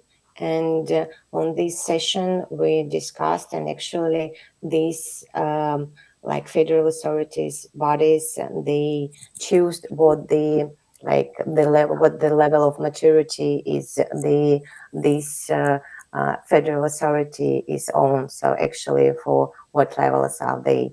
And they discussed that they find it very interesting instrument to understand the gaps inside the organization actually, and understanding how to cope with the learning and development departments, and with us how to make the training programs more focused on the competences of each federal authority, or for the regional government also. Thank you for your question. Any other question or comment?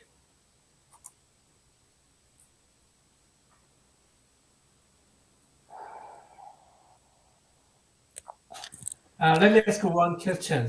Okay. Is there any difficulties to conduct this kind of training development plan for the government officials under the COVID-19? Because although the online training is very useful, but there's some limitations to conduct all kinds of trainings.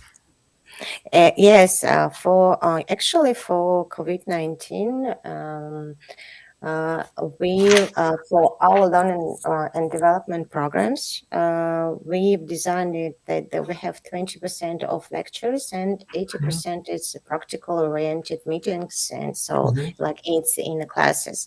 So we talk about like some kind of live format when there was like the pandemic and lockdown actually, but for the public officials in Russian Federation, actually they're working because they are providing services in that they actually, and they are going on online, not on the online, but on offline trainings actually in the classes. So for my practice and my case, which I presented to you, all these educational tracks, they are is in the classes actually. So in the classes, and in not like even the pandemic situation, actually our leaders went to Kazakhstan for a week to make the international study visit for the government and public officials. So actually we're trying to, even the pandemic situation, trying to make the offline meetings, not only online, because our public officials from last year, they really tired on the different formats, on the live formats, online formats actually. And when for this year we've made our educational plan, all public officials talked about that we will come to you on your classes, so we will attend and so on. So, but for us, actually, we using a blended education for 10 years or more, and actually all of you using a blended education a lot more and for years. But the pandemic situation showed us how we need to make it everything is online, and how to make different formats in online, and how to make them to be more practical oriented and interesting for public officials. But actually now for our public officials, actually the class format, offline format, it's more valuable now. Thank you. There's one more question. On your chat box, can you please check, Ms. Tatiana? Okay. The question is, do you think it was difficult to conduct online programs during the COVID-19? And how do you evaluate employees' performance during that period? Yes, it was very hard for us, but we had prepared for such maybe situation, because we have different online platforms for the training programs in online. And actually we've before the pandemic start, we launched a new platform with a new simulations, and actually we tried to study our public official to learn more in online. And thanks to pandemic, actually they start to use more blended learning education, and more using the online format. But we try to make the different surveys for how to make the services of our training programs more better and how to change it. Actually, we have training programs for our trainers to moderate, to have like a new digital skills for mentoring, facilitating. Actually, here it's very hard to work with the speakers as a public officials who are talking about the new policies, new directions, and actually the real public officials, and everybody know that the real public officials, they it's a good public official, but they're not a good speaker as a speaker. So here we like make the courses and for the teach them how to like use digital skills in online, how to make the presentation more interesting and more attractive for the public officials, how to like how to perform the experts and the learning training programs. So and actually it was a huge challenge for our division who are providing soft skills trainings, because we understand that that soft skills we need like it's a biochemical things like in a class, and actually to give the emotions through the internet, it's really hard. And actually we like we asked them what helped you. So actually like we used like during the breaks music, during like trying to make our education more like interactive. And like we talk here, maybe when we talk about the online during the pandemic, we talk not about only education, we will talk about the edutainment here. So how to make it more interesting to study. Thank you. I have one more question. You mentioned that you employed several different types of training methods, right? Right. Do you have any data to measure which type of training way or method is most successful? Or It's one form. Actually, we're asking our public officials what the method they liked most. Actually, they like the simulation stories, and actually, I think the Gather Town where we are talking now, it's a real like state, and we understand that when you're trying to interconnect with not be like in a career, but be on such platform, actually you feel like more participating and such. So we use different simulation, especially for regional governments, and it's like the best one. And interactive cases, with interactive cases actually, and with the talks with the experts, it's most important. And a live format, actually it's a real format that they are most like it, because they can ask different questions, and actually it's kind of like mentoring for like different public officials actually, because I understand that some of the formats, especially when we talk about Zoom, and when we have a lot of participants in big audience, but when you look on the monitor, you can see only black squares and just black, and you don't know how to make the interesting your discussion or so. And here, for if you interact with the digital instruments with the auditory, it's for our public officials, it's a very good format actually, and they understand that they like maybe some kind of gamification. It's a real for us a future challenge to make different platforms with the gamification to make new skills for them. Thank you. So it seems that you're trying to employ very advanced technology to provide a better quality of training programs. Thank you very much. Thank you.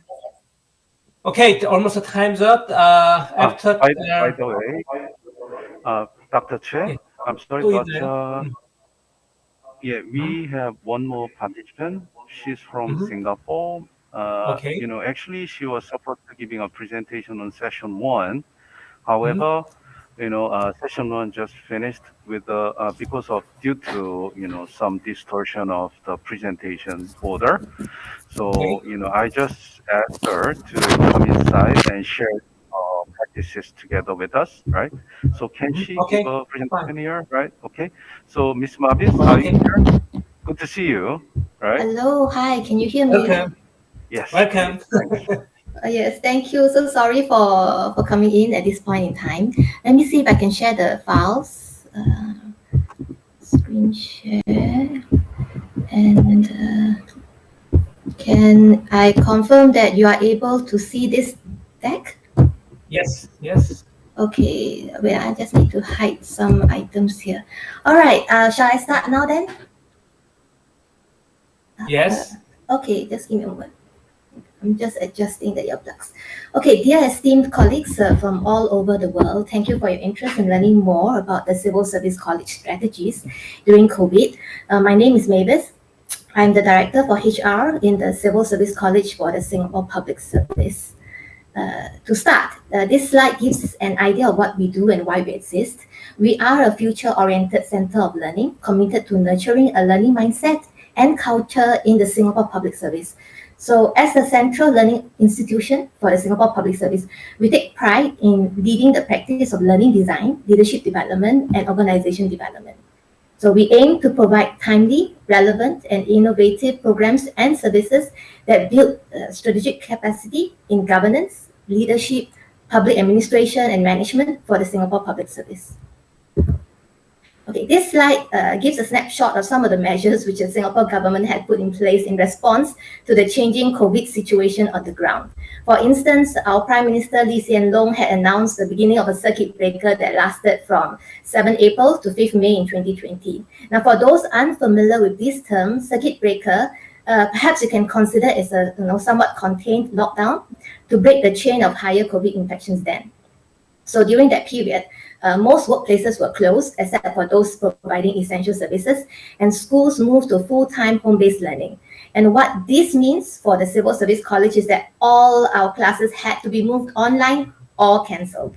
And given the uncertainty on when there would be more circuit breakers, stakeholders' concerns on sending staff for face-to-face training, limits of group sizes for face-to-face discussion and group work, we had to pivot quickly to virtual-based learning. Now, given the COVID situation, Civil Service College had to be creative and innovative in evolving our learning and development strategy, okay, to ensure that our officers are adaptable and agile to the ever-changing environment. So to be at the forefront of innovation and L&D, we had set up the Learning Futures Group. So see the picture on the left. The department takes charge of innovating and incubating new learning methods for impactful learning experiences in the Singapore Public Service. So during this period, they helped to come up with guides and conducted sharing sessions with the rest of the Civil Service College on, say, how to better design virtual programs, how to facilitate virtual classroom learning. So other departments and institutes within the Civil Service College also experimented and tried out various platforms of virtual learning, such as HouseSpace, GatherTown, Miro, Padlet. So they also shared their experiences with the rest of the Civil Service College. Now, some of you might, during the forum, have the pleasure of meeting and chatting with two of my colleagues, Mr. Sean Chua, who is one of our L&D specialists in the Learning Futures Group, as well as Mr. Kelvin Su, who is one of our L&D specialists in the Institute of Public Administration and Management. So I hope you will enjoy our conversations with one another, as we would love to learn from you too, as we all had faced similar challenges during COVID. Okay, going back to the slides. So with reference to the picture on the right-hand side, the Civil Service College had invested in creating a dedicated physical space called IN at CSC. So this IN is basically our learning sandbox, which experiments with learning innovations and uses a mix of virtual and physical tools to conduct learning activities.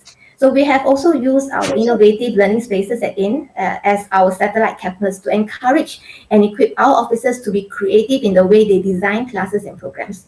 So here in the photo, you can see how face-to-face programs are run, example with 1 meter safe distancing measures, mask on, then limiting group sizes to what is permitted during different time periods, Sometimes it pairs, sometimes it's groups of 5, sometimes 8. There's non-sharing of stationery, no mingling across assigned groups. So this is what we have done.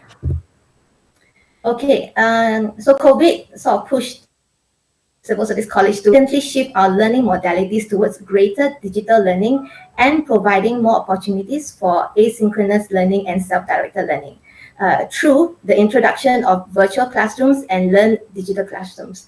For instance, the Learn Digital Classroom allows instructions, web links, materials, podcasts to be hosted for specific program participants. And we have also new technologies such as a green studio for visual effects built to enhance learners' experience. So internal capability building was critical in ensuring that officers, our own officers, were able to operationalize these new learning modalities. So, example, with a short turnaround time of a month, the Civil Service College successfully ran 4 internal training sessions that upskilled our officers on creating virtual classrooms, including designing, marketing, and operationalizing the classes.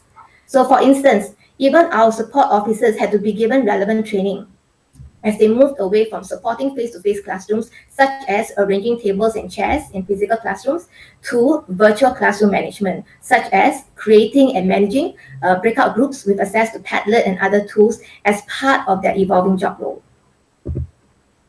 Now, to give officers an overview of programs available for their upskilling, the Civil Service College developed a learning atlas, which is something like a learning warehouse of courses that officers can attend. So the learning atlas is crafted based on the different college functional roles, like HR, finance, procurement, L&D, consulting, research, and it recommends targeted training based on the officer's function. So the Civil Service College has also developed an L&D resource portal, which includes a prototype for officers to crowdsource and share L&D resources across college. We also have the Learn app that enhances our officers' learning through providing just-in-time, bite-sized resources. So during COVID, the Civil Service College, we created and we curated popular and timely resources on remote working, how supervisors can better handle remote teams, how to manage hybrid work arrangements, how to strengthen team resilience and mental well-being of our officers, and so forth. So these are made available on our Learn app.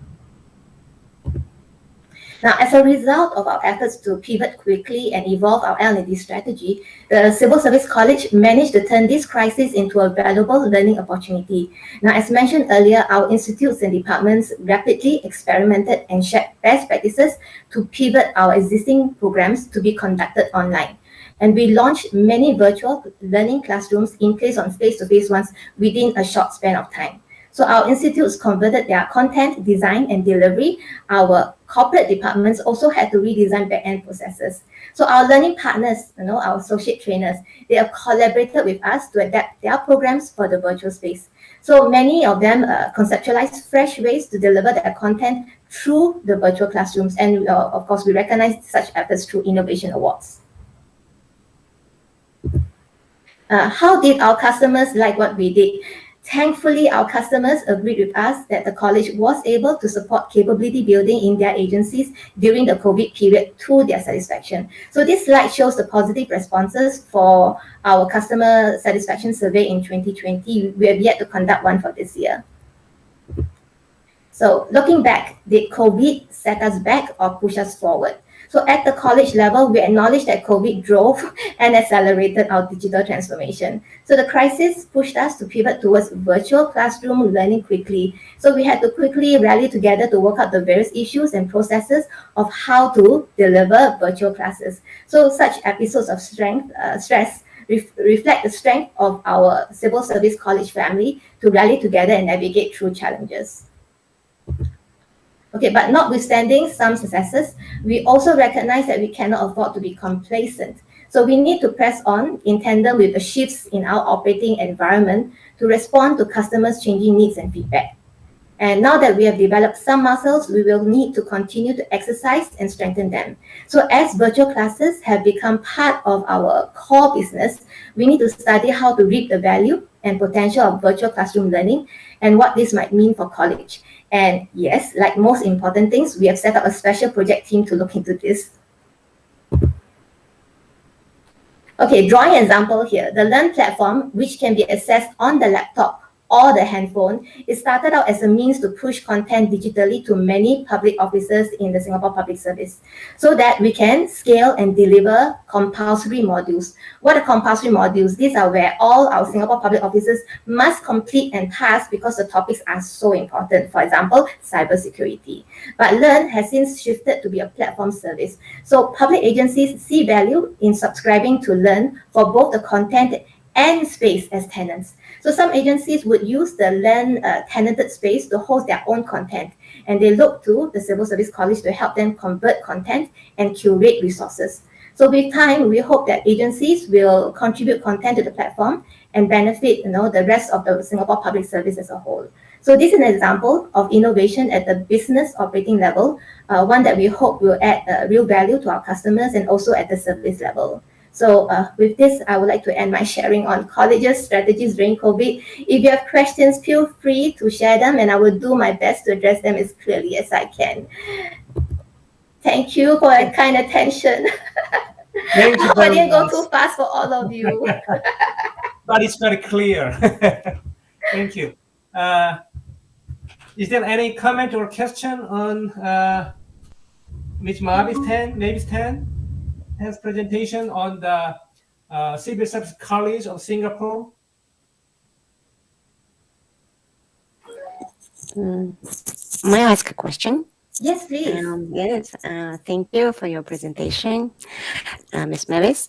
And I would like to ask a question about the issues of cybersecurity for your learning platform. So actually, for the cybersecurity, what are your challenges for your platform? I would say that cybersecurity is a topic that's very important, okay? Because the implications can be very far-reaching.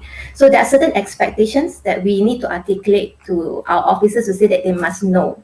Okay, things like, do they know the importance of cybersecurity, the impact of not exercising good cybersecurity practices? What are some of these things that they must pay attention and take note, and what are some of the things they are not supposed to do?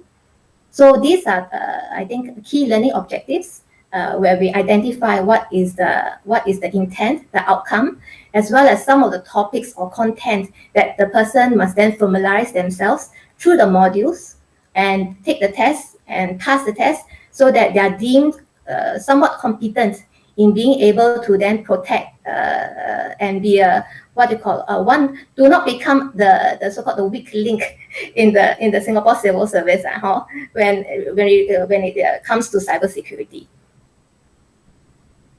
Does that answer your question? I'm so sorry. Because I'm now because now I'm at the so-called slide screen, I can't see the name, so I'm just addressing questions blindly. Thank you for your question. Actually, my question was, for example, in Russian Federation for the cybersecurity and for the learning platforms for public officials is a real challenge, because we have our list of the our program tools actually only for Russians public, it's in a list of our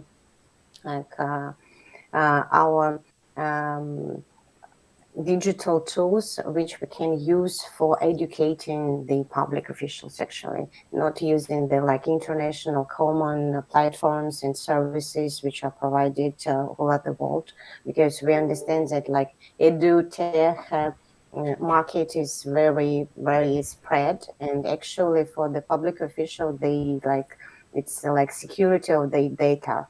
And actually, it's for these. It's a very high challenge for us. It's a big challenge because it's a very this list is so short. So actually to provide them a good service, especially when we talk about the learning and development, the different professional skills. And we understand that the internet and all these platforms are provided to different professional knowledges.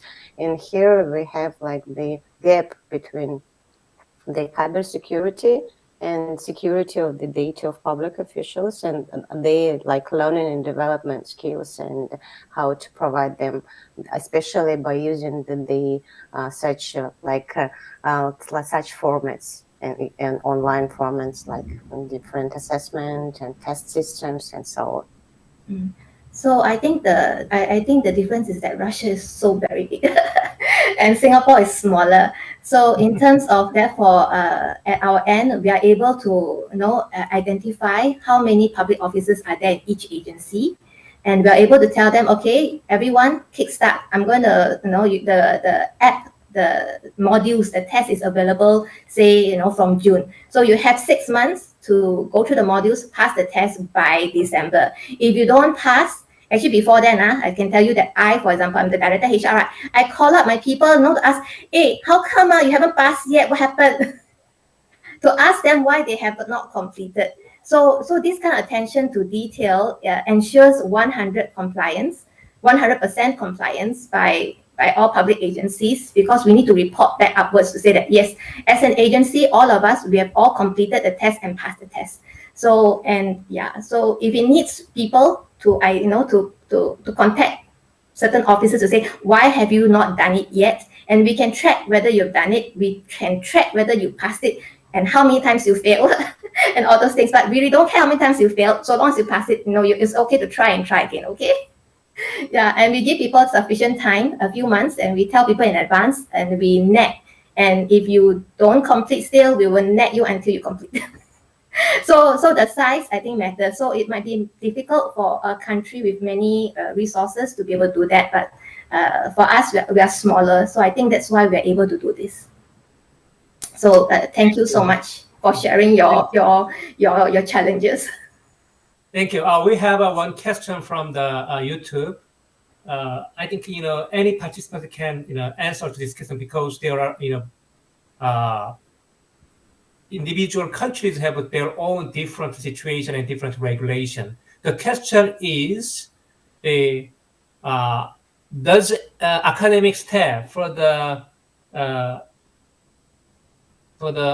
staff of the training institute to have an obligation to publish their research output on Scopus or other journals? And what is the balance between research and the training and research? Okay, let me rephrase to see whether I understood correctly. So one question is whether our college officers, we make it a requirement for them to publish in international journals. So the short answer is no, we don't make it a requirement. So I don't know that in certain so-called institutions of higher learning, some universities, they may require their so-called professors to publish X number of articles in international journals, but not in our civil service college. We are primarily a learning institution for the Singapore Public Service. So if we do publish anything internationally, I think it is a by the way thing. Yeah. So, but it's not required. Okay. So that's my answer to the question one. Question two, then what I understand is then to what percentage does the job, for example, require learning and development competencies versus research competencies versus maybe consulting. So I would say that the roles in college are fairly clear, that if you are L&D specialist, you are in charge of, say, working on the design curriculum of the program, running the program and such, so that's L&D, very L&D based.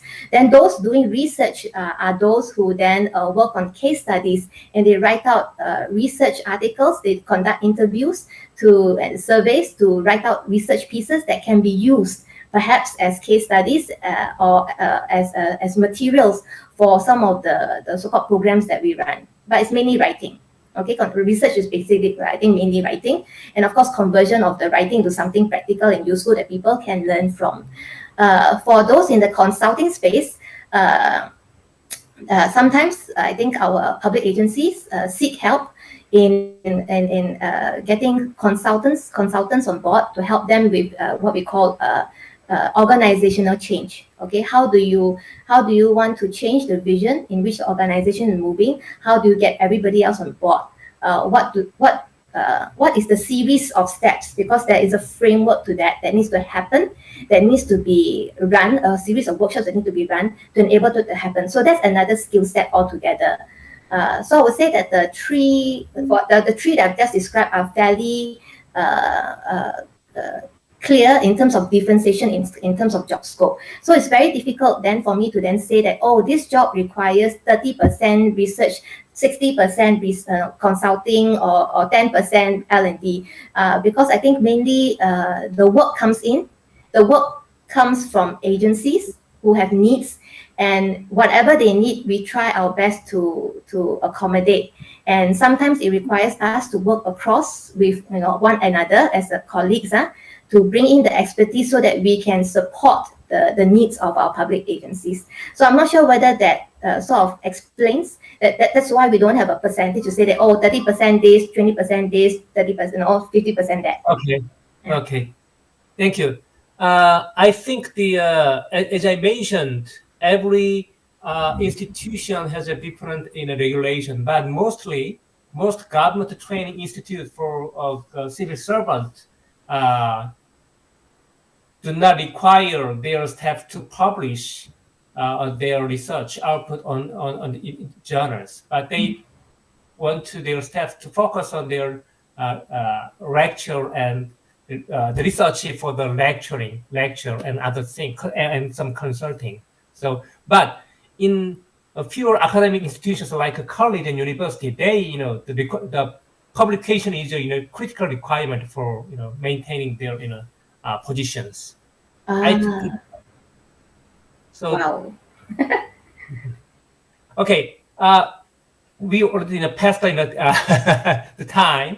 So thank you for everyone. We have 8 presentations for yesterday and today on the transformation of a leadership perspective and effective response strategies for public HRD.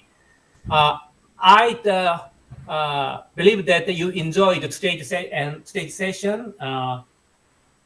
And we on Thursday, the day after tomorrow, we'll have some kind of period session to summarize all the presentations.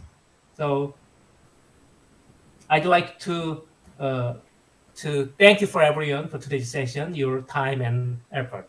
Thank you very much.